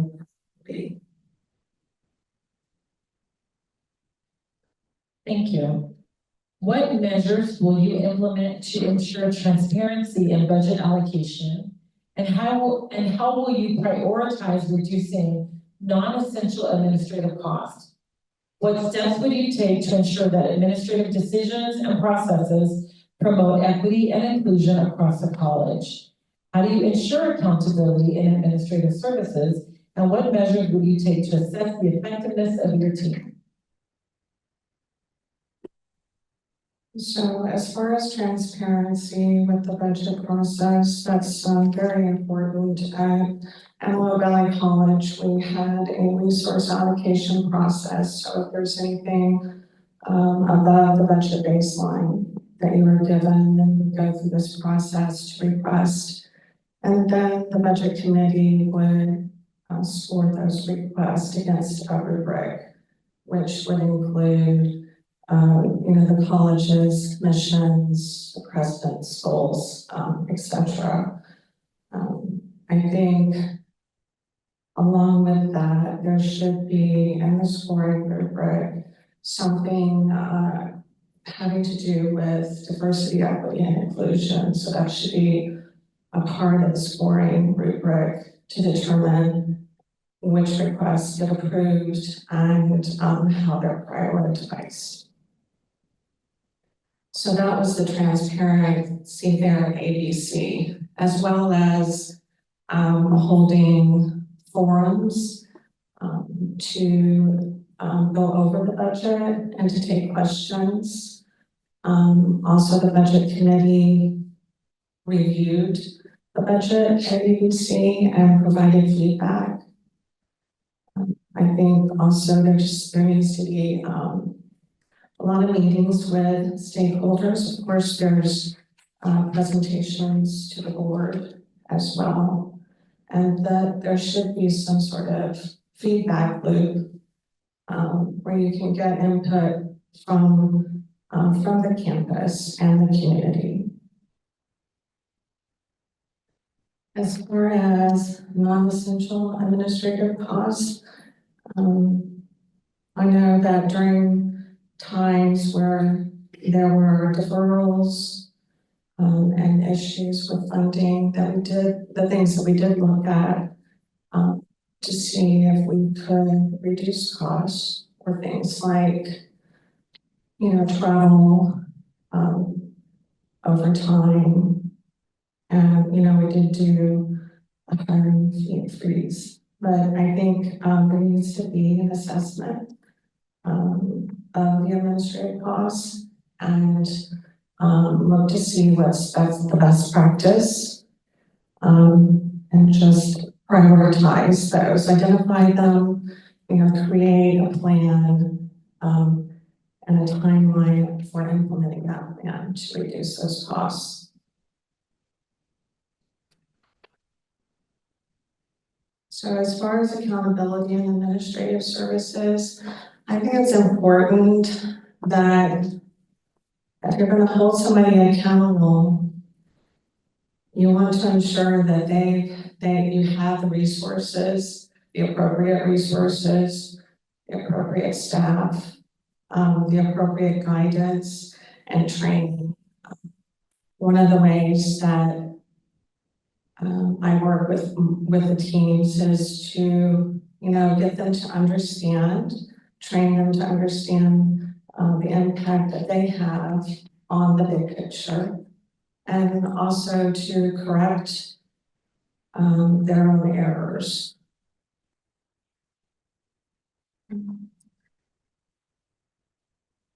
And so as far as measures that I would take to assess the effectiveness, as far as equity, efficiency, and transparency, I think that there has to be a clear guidelines on what's expected. And I think that I think there should be equity training, diversity, equity, and inclusion training to help with the equity piece, and just assessing the tools that we have right now and how we're doing things. And is there a better way to do that with software, or just sort of improving the skills of the people that are in administration? Athletics to many is called the front porch of the college. How would you assist in enhancing that image in the community as it relates to funding, facilities, and budget, while keeping equity in the forefront of the decision-making process?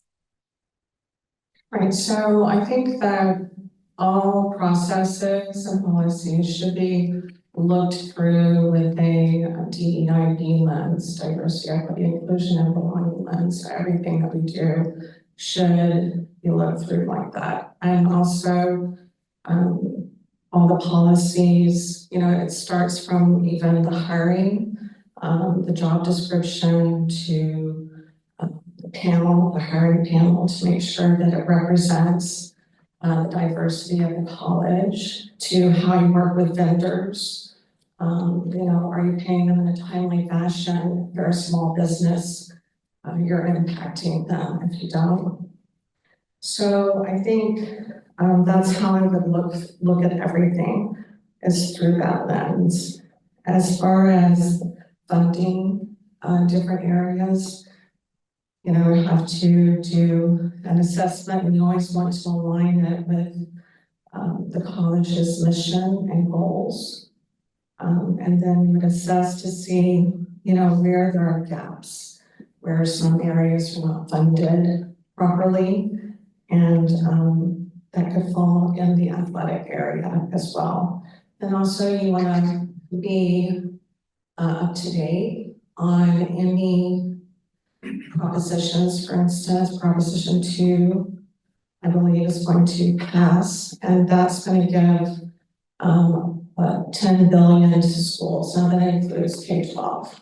So there's an opportunity there. So you just want to leverage those opportunities, and do your assessment beforehand, and see where you need funding.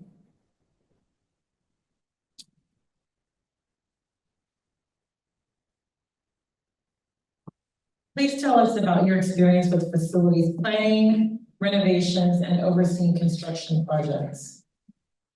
So at ABC, I started out as a controller, and then I went on to the position of executive director, because my boss at the time, Diana Keelan, was resigning, and and Diana felt like I was the best person for that position. And that position was also as chief business official. So my area has been mainly having to do with fiscal. So I interact with facilities as far as helping them budget. I've been aware and involved in as far as understanding the different challenges having to do with construction, whether it be, increases in costs or delays that occur, and, the different strategies for when you don't have enough money, you know, where do you go for that money? So there's a lot of different ways to do that, and that is just to assess your plan, determine, you know, where there's savings. Also tighten up all your projects to make sure that the budget that's allocated there is appropriate, because there may be expenses that you're saying are going to occur on another project, and that's not what is actually going to happen. So you want to tighten those up, and sometimes you have to reassess your plans. You might have to change buildings or remove buildings like we did.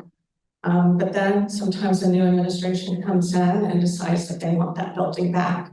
So then you're going to have to look for possibly other funding to make that happen. So my experience has mainly to do with budgeting and just being in those meetings for those different issues.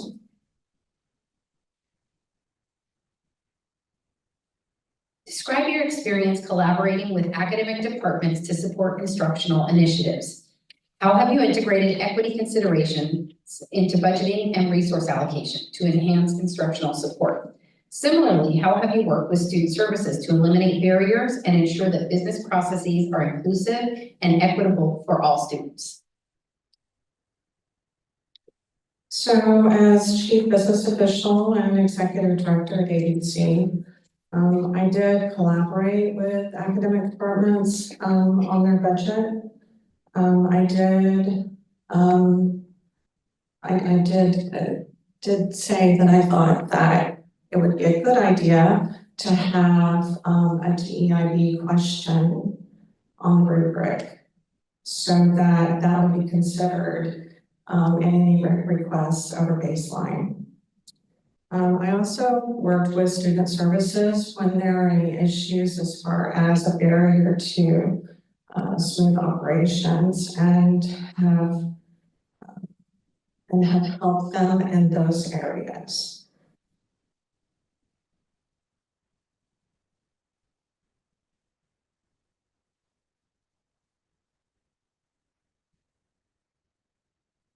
Please share what leadership characteristics you possess that make you the ideal candidate for this position. So I would say that as far as a leader, I am one that wants to empower others. I like to give a lot of guidance when it's needed. I also want people to be able to grow. So I want people to have opportunities to do tasks that will help them with their mental resume. So I always say, you know, go ahead and do something that's maybe slightly, you know, out of your comfort zone, so that you can grow to that. So I think I empower the people that work with me. I look at it as a team. And also I think it's really important that that the team has professional development, and that they feel included, and they're included in the process. So if we're going to implement something, then we should hear all voices about that and listen and take them into consideration when making these decisions. So I would think that people consider me to be kind, and very empathetic.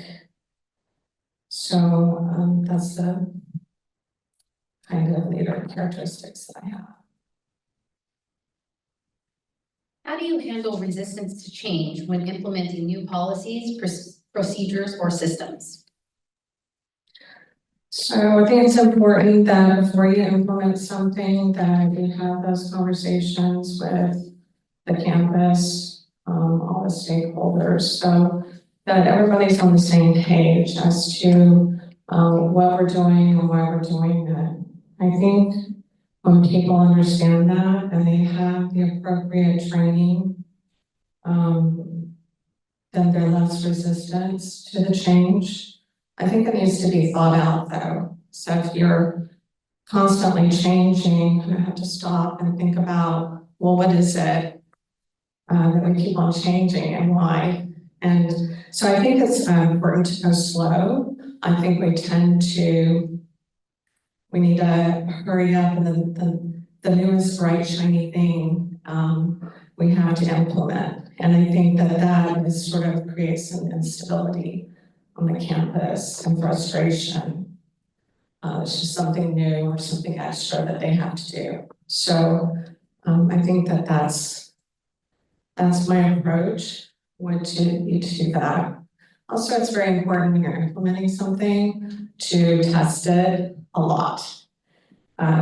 Because it's always surprising when something doesn't work out because you didn't test it properly.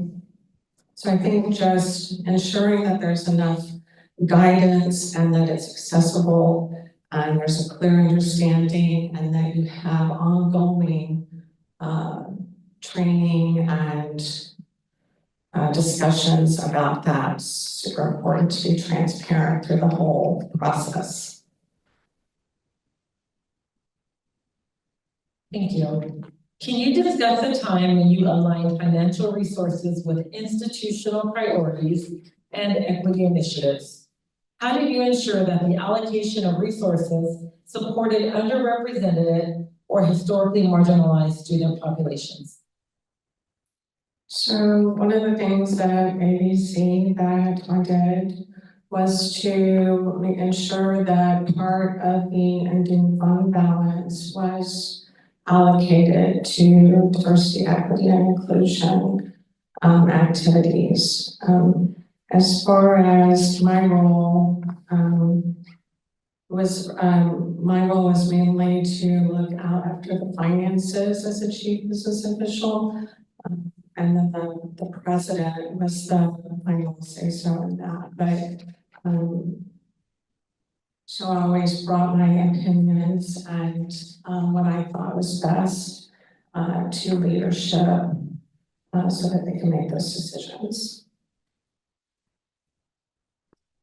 What is your experience in facilitating the administration of programs that utilize restricted funding?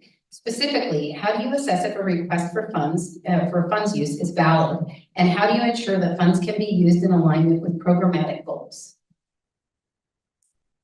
So restricted funding usually comes with guidance as far as what it can be used for. Now, sometimes that guidance is vague or it's not very detailed. So it's really up to the district to make decisions as far as that. Some programs are very specific, some are not, like student equity and achievement. It's kind of broad, right? It can be interpreted a lot of different ways. So just make sure that any of the interpretation, of course, is not pushing you outside the guidelines, that it's also the intent of that money. You make sure that you're aligning yourself with the intent of the funds, you know, as well as the goals of the college.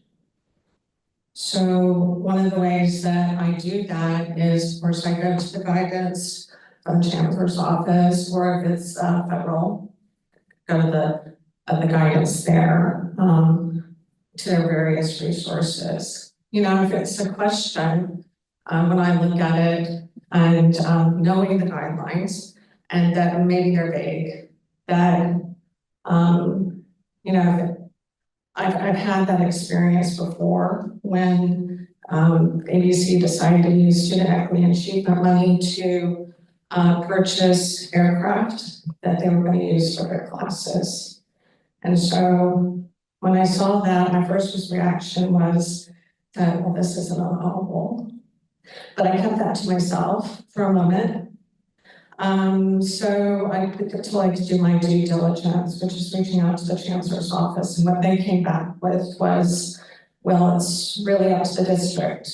And you make sure you put it through legal. So then after that, I went to the auditors, because that's going to be a big, I'm very transparent with auditors, so if I have any questions, I go to them. If it's gonna be a purchase that's $2 million, they're gonna wanna look at that. So I went to them and I said, well, you know, how do we justify something like this? And they helped me, and they gave me, this is what you do. Just have to make sure that you're, you know, closing those gaps with that.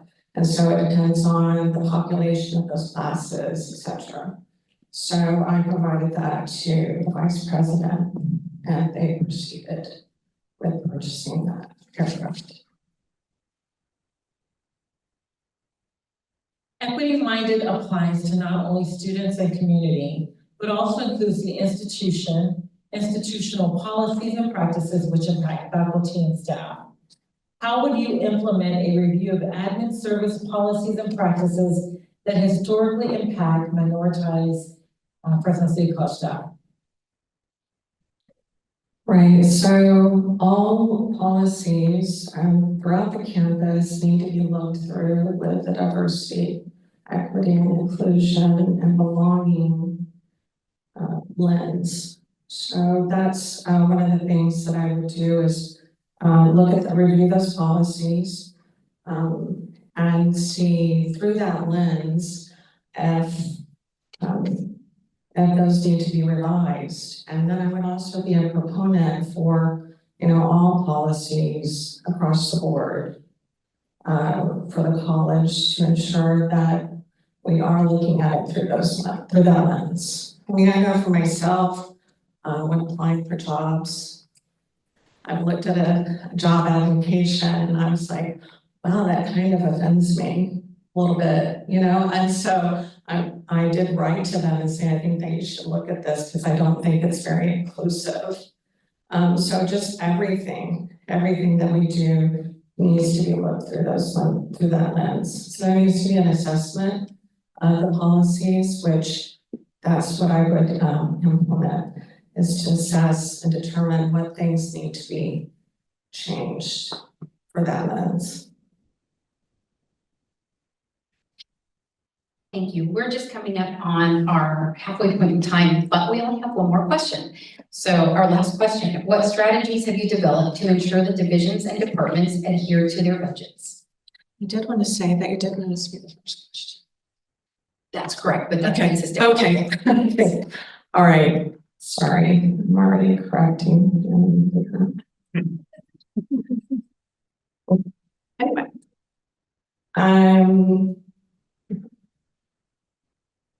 So I believe that the strategy is that, you know, the budget needs to be in the system. And then, you know, there's different ways within the system that you can keep budget requests from going over.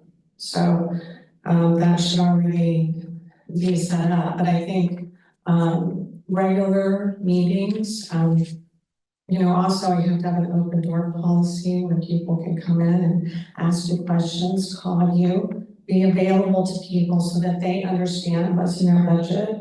We also want to make sure that when you are going through the budget process, that all those stakeholders are, you know, a part of that process. So that means meetings with all the departments and going over their budgets and understanding what their needs are. And so I think that's really important to have that open communication and that people understand and that there's lots of training and it's not a mystery. So the budget shouldn't be a mystery. Everybody should understand what's in it and why it's there. Well, this concludes our forum. Sarah, thank you for coming and spending this last hour with us and sharing.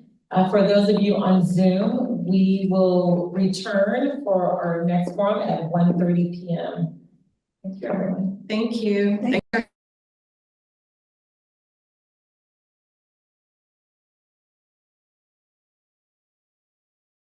All right, welcome back, everybody on Zoom and in person. We're going to proceed with our next candidate for Vice President of Admin Services Forums today. So you all know, we have taken all the questions that were submitted and they will all be asked. However, due to time, some will be asked by the president when she meets with the candidates. Moderating this forum this afternoon will be myself, Dr. Lisa Getchie, Vice President of Instruction, and Dr. Lataria Hall, Vice President of Student Support Services. And we will have an hour to ask questions, and we will give a 30-minute warning, Glynna. And just so you all know, on Zoom and in person, you'll have a QR code that you can go to provide feedback for this or any of our candidates today. So we're going to go ahead and get started with our candidate here today, and that is Glynna Billings. And we're going to start off with jumping right into questions. Thank you, Lisa. Glynna, what is your experience with campus special event requests, event processes, coordination of events with both internal and external partners, logistics for providing support at satellite campus events, and event management systems in general? Please provide an example. Additionally, how would you ensure advance notice and communication is made to all necessary event support departments? That's a great question. Thank you, Dr. Hall. Actually, this role is one of their staff members is the one that's in charge of doing campus events, setting them up. We use a system called, it's a virtual event management system. We shorten it to VEMS. And that system manages all the coordination of the event. And it's getting in and encouraging staff to make sure that events are coordinated and confirmed in a timely manner so that those confirmations are sent to all the support staff. That includes not only building services, but the IT department, we call it TSS here, and those and any changes to are committed and are submitted in a timely manner. We're currently right now working on a written process for this procedure, which will then make things go a little bit smoother. There's some disconnect of what's happened prior to COVID, during COVID, and after coming back. So there's some confusion of different leadership. And so I think having those written processes will really make things smoother. Okay, thank you. The Vice President of Admin Services position is part of Fresno City College's emergency response team and serves as the emergency operation manager. Please tell us about your experience with emergency operations and provide a situational example. Okay. I've gone through extensive training prior to, currently right now I am serving as an interim in this role for the last 3 months. And prior to that was at the district office for 12 years and part of their incident command team. And so I've gone through extensive training. It was about a 6-month training on how to run the incident command system, which is a federal system. And so knowing each role on how that works and putting together the command box. When I got here into this role, there was no command box. So we recently had a incident training, which was called the Great Shakeout, which is a national training. And so, which is a simulation of a earthquake. And so I so I put together the command box that was needed for that training, and then being able to just go out, but keeping things, you know, up to date, making sure those things are done, and knowing where all the supplies are in case there is an emergency.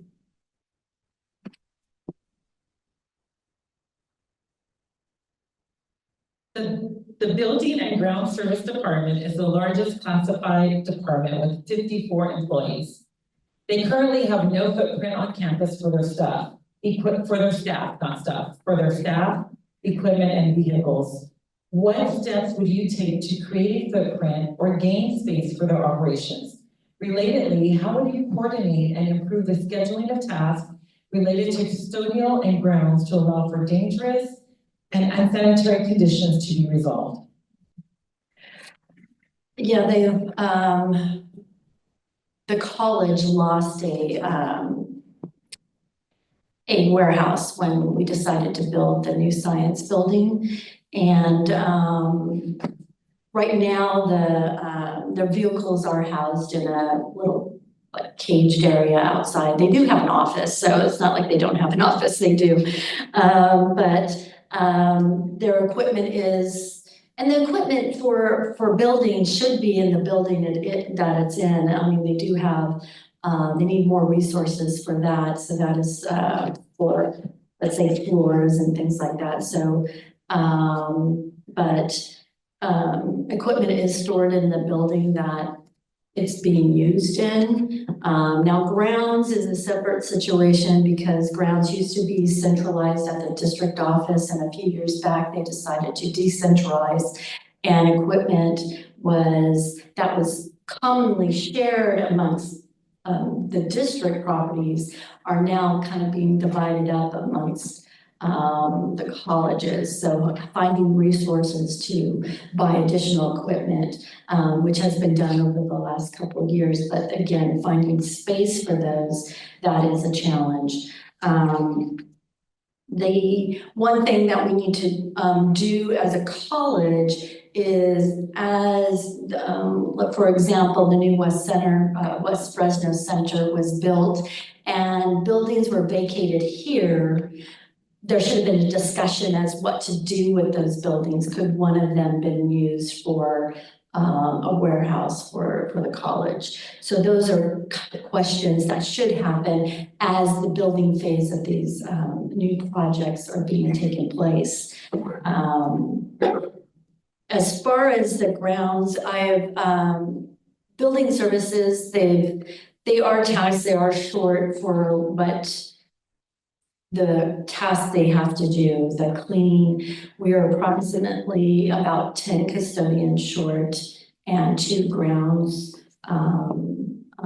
members or 2 groundskeepers short for the amount of space.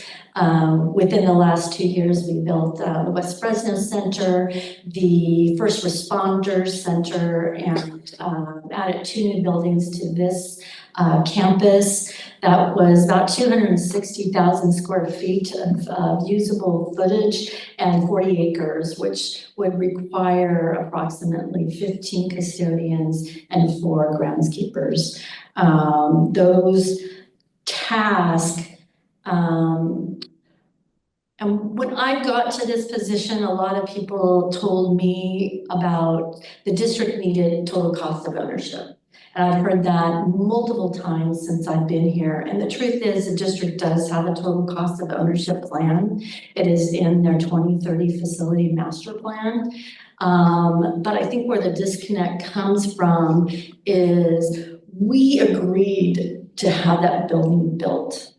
As a college, we said we were going to have this building built. We need to support that. And so as that building was being built or the sites were being built, we needed to come up with a plan how we were going to support that as a college. And those should have been happening during the whole planning process, not waiting until that building was completed to say, oh, now I need staff. That should have been happening years prior. And it should have been a discussion prior to even agreeing to have that building built. So I have tasked my building and service managers to come up with a plan to bring up all of the facilities during the winter break. We have 12 days between time staff leave, students leave to go on winter break to when the faculty come back for their convocation. So I've asked them to come up with a plan to raise the level and clean these facilities and put it back to a level 2 standard or as close as we could to what the APEA, which is the Association of Physical Plant Administrators, their standard is level 2 is a tidy, orderly and tidy standard. And so that is one thing. And currently now working on maintenance plan, taking each of the buildings, their square footage, and how many custodians is needed in that building to be able to then look at the daily tasks. So in between these breaks that we have, we're going to have to stretch our staff that we have. And so how do we do that? So working with my building and service managers on coming up with a plan to forecast how we're going to use staff. Thank you. What measures will you implement to ensure transparency in budget allocation, and how will you prioritize reducing non-essential administrative costs?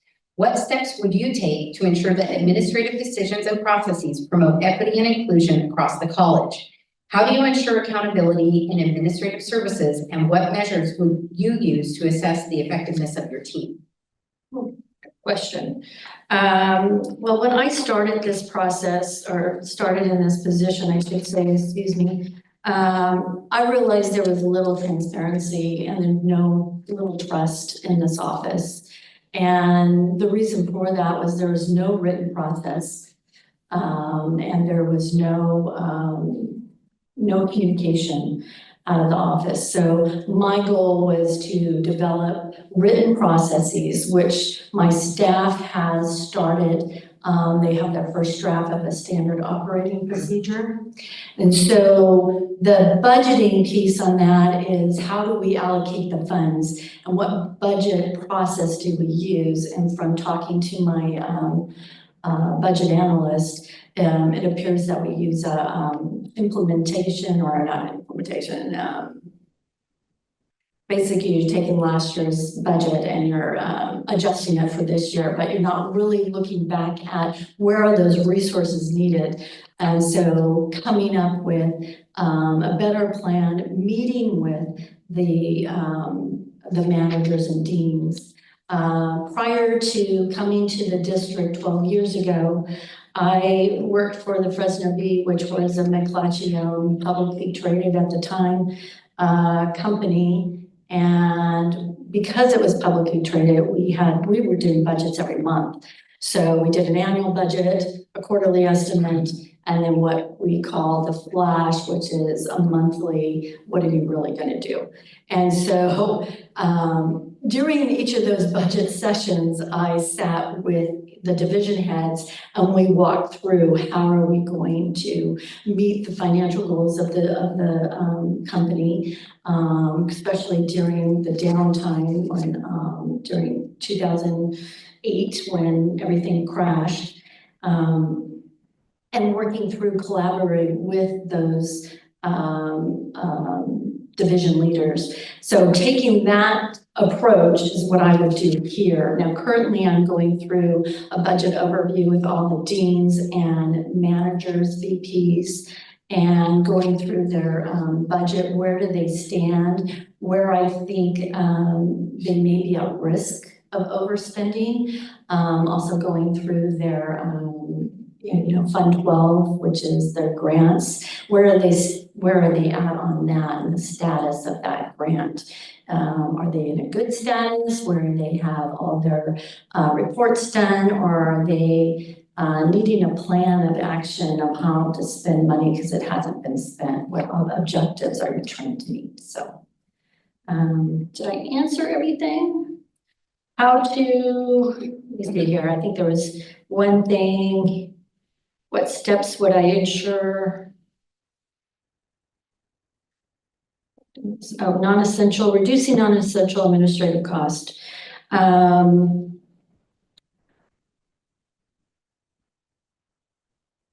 think that's a collaborative effort as well. I mean, I can't make uniform for everybody else, but the administration, I can come up with ideas, but it really is a collaborative effort especially we're so close to the 50%, it is razor thin. So looking at how we can improve that area is what we really need to do. But again, I think that's more of a collaboration effort and looking at and prioritizing what areas that we can trim.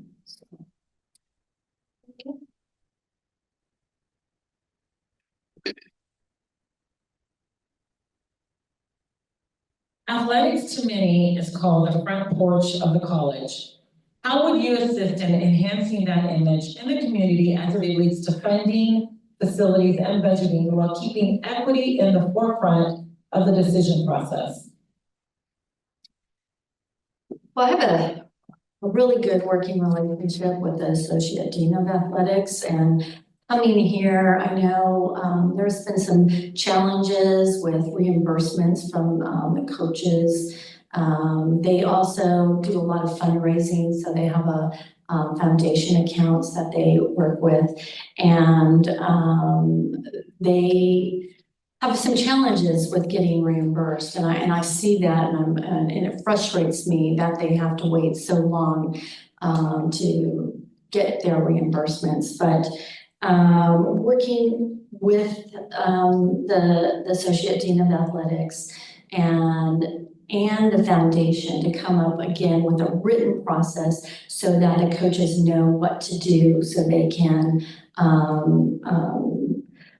spend their money wisely, getting pre-approved for their expenses. As far as enhancing the community image, I think that's communication. You know, we have some sports that are amazing. I mean, the volleyball team on both the regular volleyball and beach volleyball really succeeded this last season, and same thing with the softball. We have a brand new softball field. And the baseball team, they both won their divisions. So there's a lot of good news to be shared with the community and getting athletics and improving their image. Please tell us about your experience with facilities planning, renovations, and overseeing construction projects. That again, in this role, that is one of the tasks at hand, and I actually have a staff member who handles all of the renovations and stuff. So it's meeting with that person. We meet with the deans. I had the fortunate ability as we're building this new science building. I came in on the end tail of that, but just in time to collaborate with the dean to be able to order all the furniture. And one thing that happened when quickly after I stepped into this position, it was like within the first week, the district director of construction called, and she was very concerned that we hadn't ordered our furniture yet for this building. And so we put together a team to collaborate and determine what needed to be done. The district uses three furniture vendors. Each one has a specialty. So what we decided to do, instead of having each vendor price out the whole building for everything and then choosing what we liked, we just gave that vendor what they were specialized in. So one was specialized in classroom furniture, another one was good in office furniture, and the third was good in common area furniture. And we had them focus on that, and they brought back plans for us to review within a week. And then we were made some minor modifications to those. And then we came back, and within a week, we were picking finishes and fabrics and ordering. And so we got it from the time I stepped in to 2 weeks later, we had those things ordered. And they're ready to come in, and hopefully will be set in the next couple of weeks.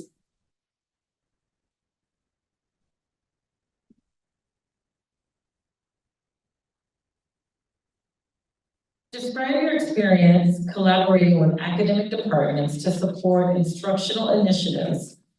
How have you integrated equity considerations into budgeting and resource allocation to enhance instructional support? Similarly, how have you worked with student services to eliminate barriers and ensure that business processes are inclusive and equitable for all students? That's a great question. So let me tackle the first one first, the academic departments and instructional. So just collaborating with the deans on their initiatives. I've met with several over the course of the 3 months I've been here. As far as budgeting goes, I wasn't here when the budget was developed, so just coming in and making sure they're on task, that they're spending their budget wisely. We are going through right now the last week and probably for the next 2 weeks, going over their budget overview of what their current spending plan is and where they stand in that, and pointing out areas that they need to be concerned about and listening to them. That's probably one of the biggest things, being able to listen to the dean and understand where their objectives are and what they want to accomplish, and providing them either resources are tight, so can't really provide them resources, but we're looking to finding a way to do that, but just to be able to hear them and give them advice of where they could also, you know, realign their budget so they can accomplish what they need. Excuse me. As far as student services and equity, the management team here has gone through a nearly year-long equity leadership challenge, and we're actually presenting, my little cohort is presenting on eliminating barriers is one of our things in our presentation, which will happen on Friday. But talking about, you know, where is that student not getting their needs met? Now the community college, the state chancellor's office has poured a lot of money into the whole support of the student. You know, whether it's basic needs or, you know, food insecurities, housing insecurities.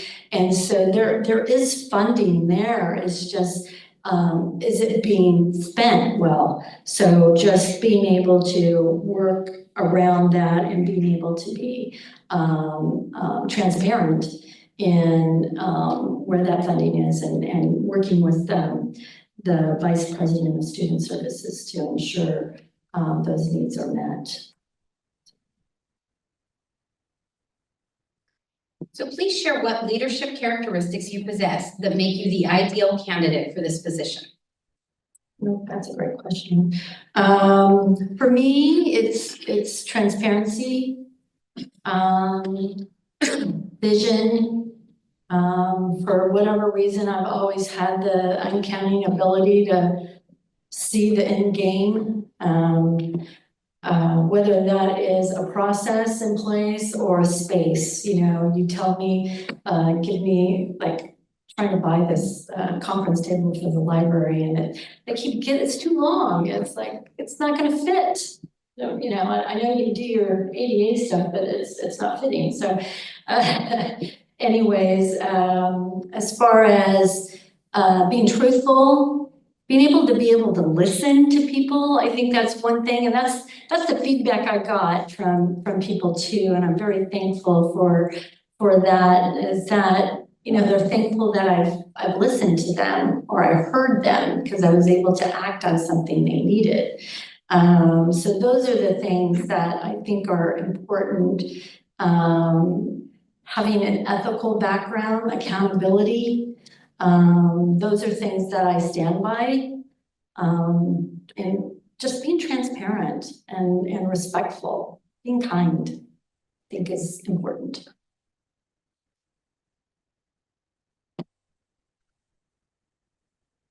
How do you handle resistance to change when implementing new policies, procedures, or systems? Just a lot of communication. Prior to coming here and accepting this position, I was in a 1.5-year long process of putting in a new timekeeping system that was a new change for a lot of people, especially classified and management staff, who were using a manual paper absence slip. And so changing that culture, but a lot of communication, a lot of training over and over, and then also posting all of that training online. So as turnover happens, or if someone wasn't able to be able to attend the training that we did, that they could go out and see it.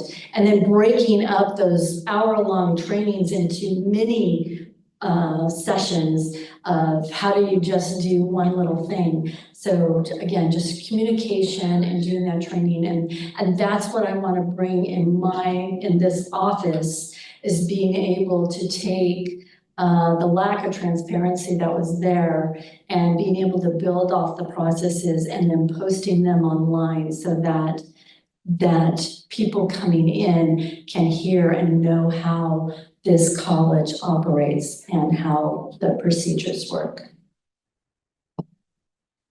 Can you discuss a time when you aligned financial resources with institutional priorities and equity initiatives? How did you ensure that the allocation of resources supported underrepresented or historically marginalized student populations? Okay, so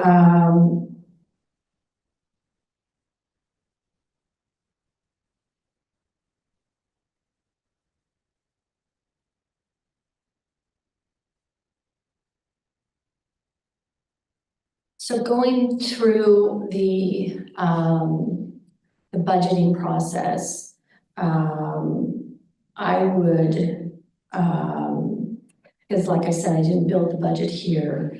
So aligning with financial goals of the district, the only thing I can think of is just going back to the district office. But as far as we are a Hispanic serving institute, and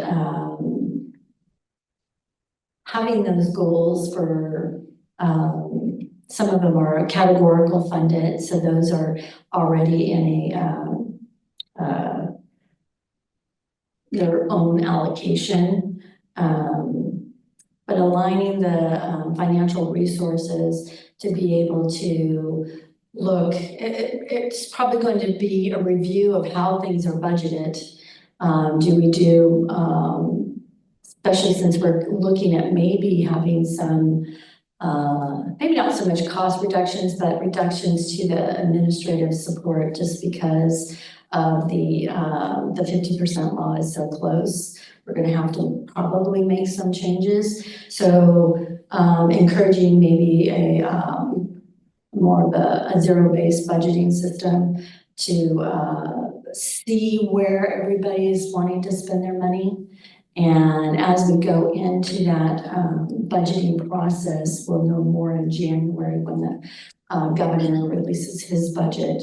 But communicating and training with the budget managers to be able to ensure that we're realigning resources where we really need them, and focusing on student success and retention, I think, is the key. Thank you. You are about halfway through with your time. All right, thank you. Okay. What is your experience in facilitating the administration of programs that utilize restricted funding? Specifically, how do you assess if a request for funds used is valid, and how do you ensure that funds can be used in alignment with programmatic goals? Well, restricted funding comes in two sources, right? So you have your grant funded from an outside agency. So you've written an application and in your plan in that application, you said all these objectives you're going to accomplish. And when you submit it and you're hopefully awarded that grant, then you have to act upon it. But that funding is just for that grant. And then there's categorical funding, which comes from the state chancellor's office. This is funding that's passed through. The governor has wanted things like basic needs is a one. The C funding is another. Categorical funds. And again, they have objectives that as well that they want to do. And so those are the things that we as a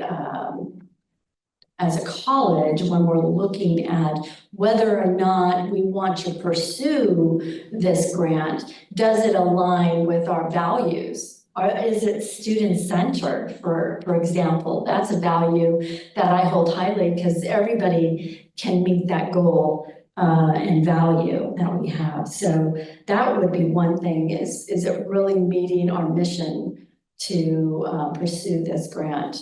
And should there be a threshold too? I mean, I've working at the district office, that was one of the things I oversaw was grants that came through district-wide, and some of them, it was just like, you know, such a low dollar amount, was it even worth pursuing?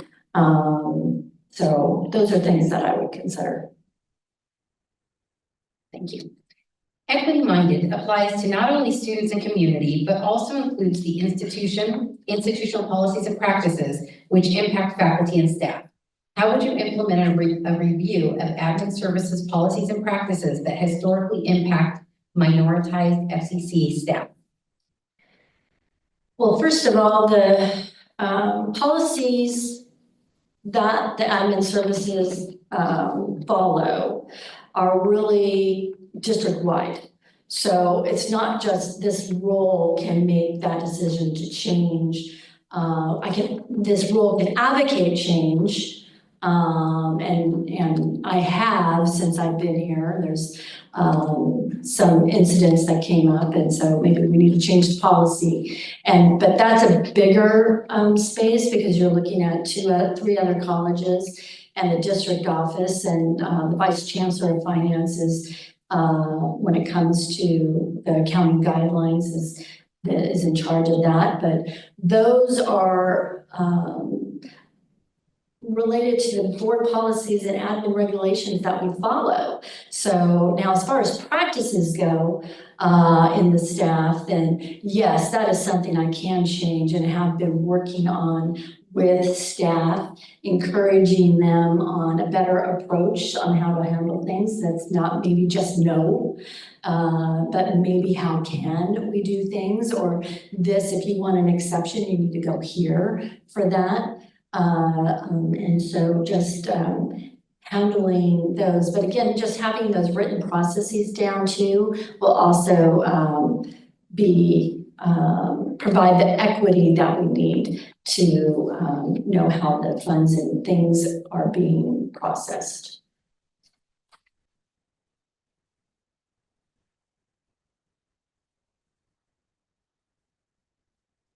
Thank you. What strategies have you developed to ensure that divisions and departments adhere to their budgets? Well, as I said earlier, right now I'm going through a budget overview, which goes over, it's a little education system, a little education of the state budget and where we are with that, but then it also goes into their own budget of where they are after a quarter. And so they should be about 33% in, and reviewing that with them and outlining the areas where if they need improvement in a certain area, comparing their last year to this year, expenditures, where they are, also looking at their grant funds and determining, you know, what status they're in. Are they, you know, all their reports are done on time, or are we waiting for something, or are they in danger of maybe losing that funding because they haven't spent it? So those are things that what I'm doing right now with them over the next 2 weeks, we'll be meeting with all the deans and vice presidents and presidents, if she so wishes.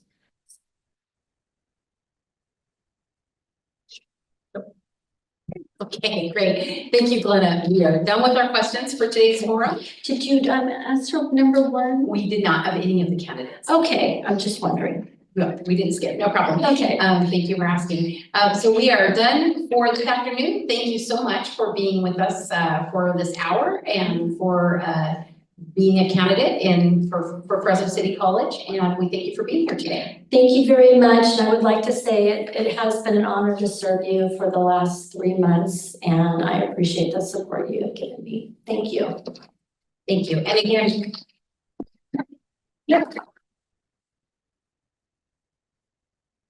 a last reminder to folks that are on Zoom or in the room to use the QR code and provide feedback on all of our candidates today. And thank you for being a part of the forum.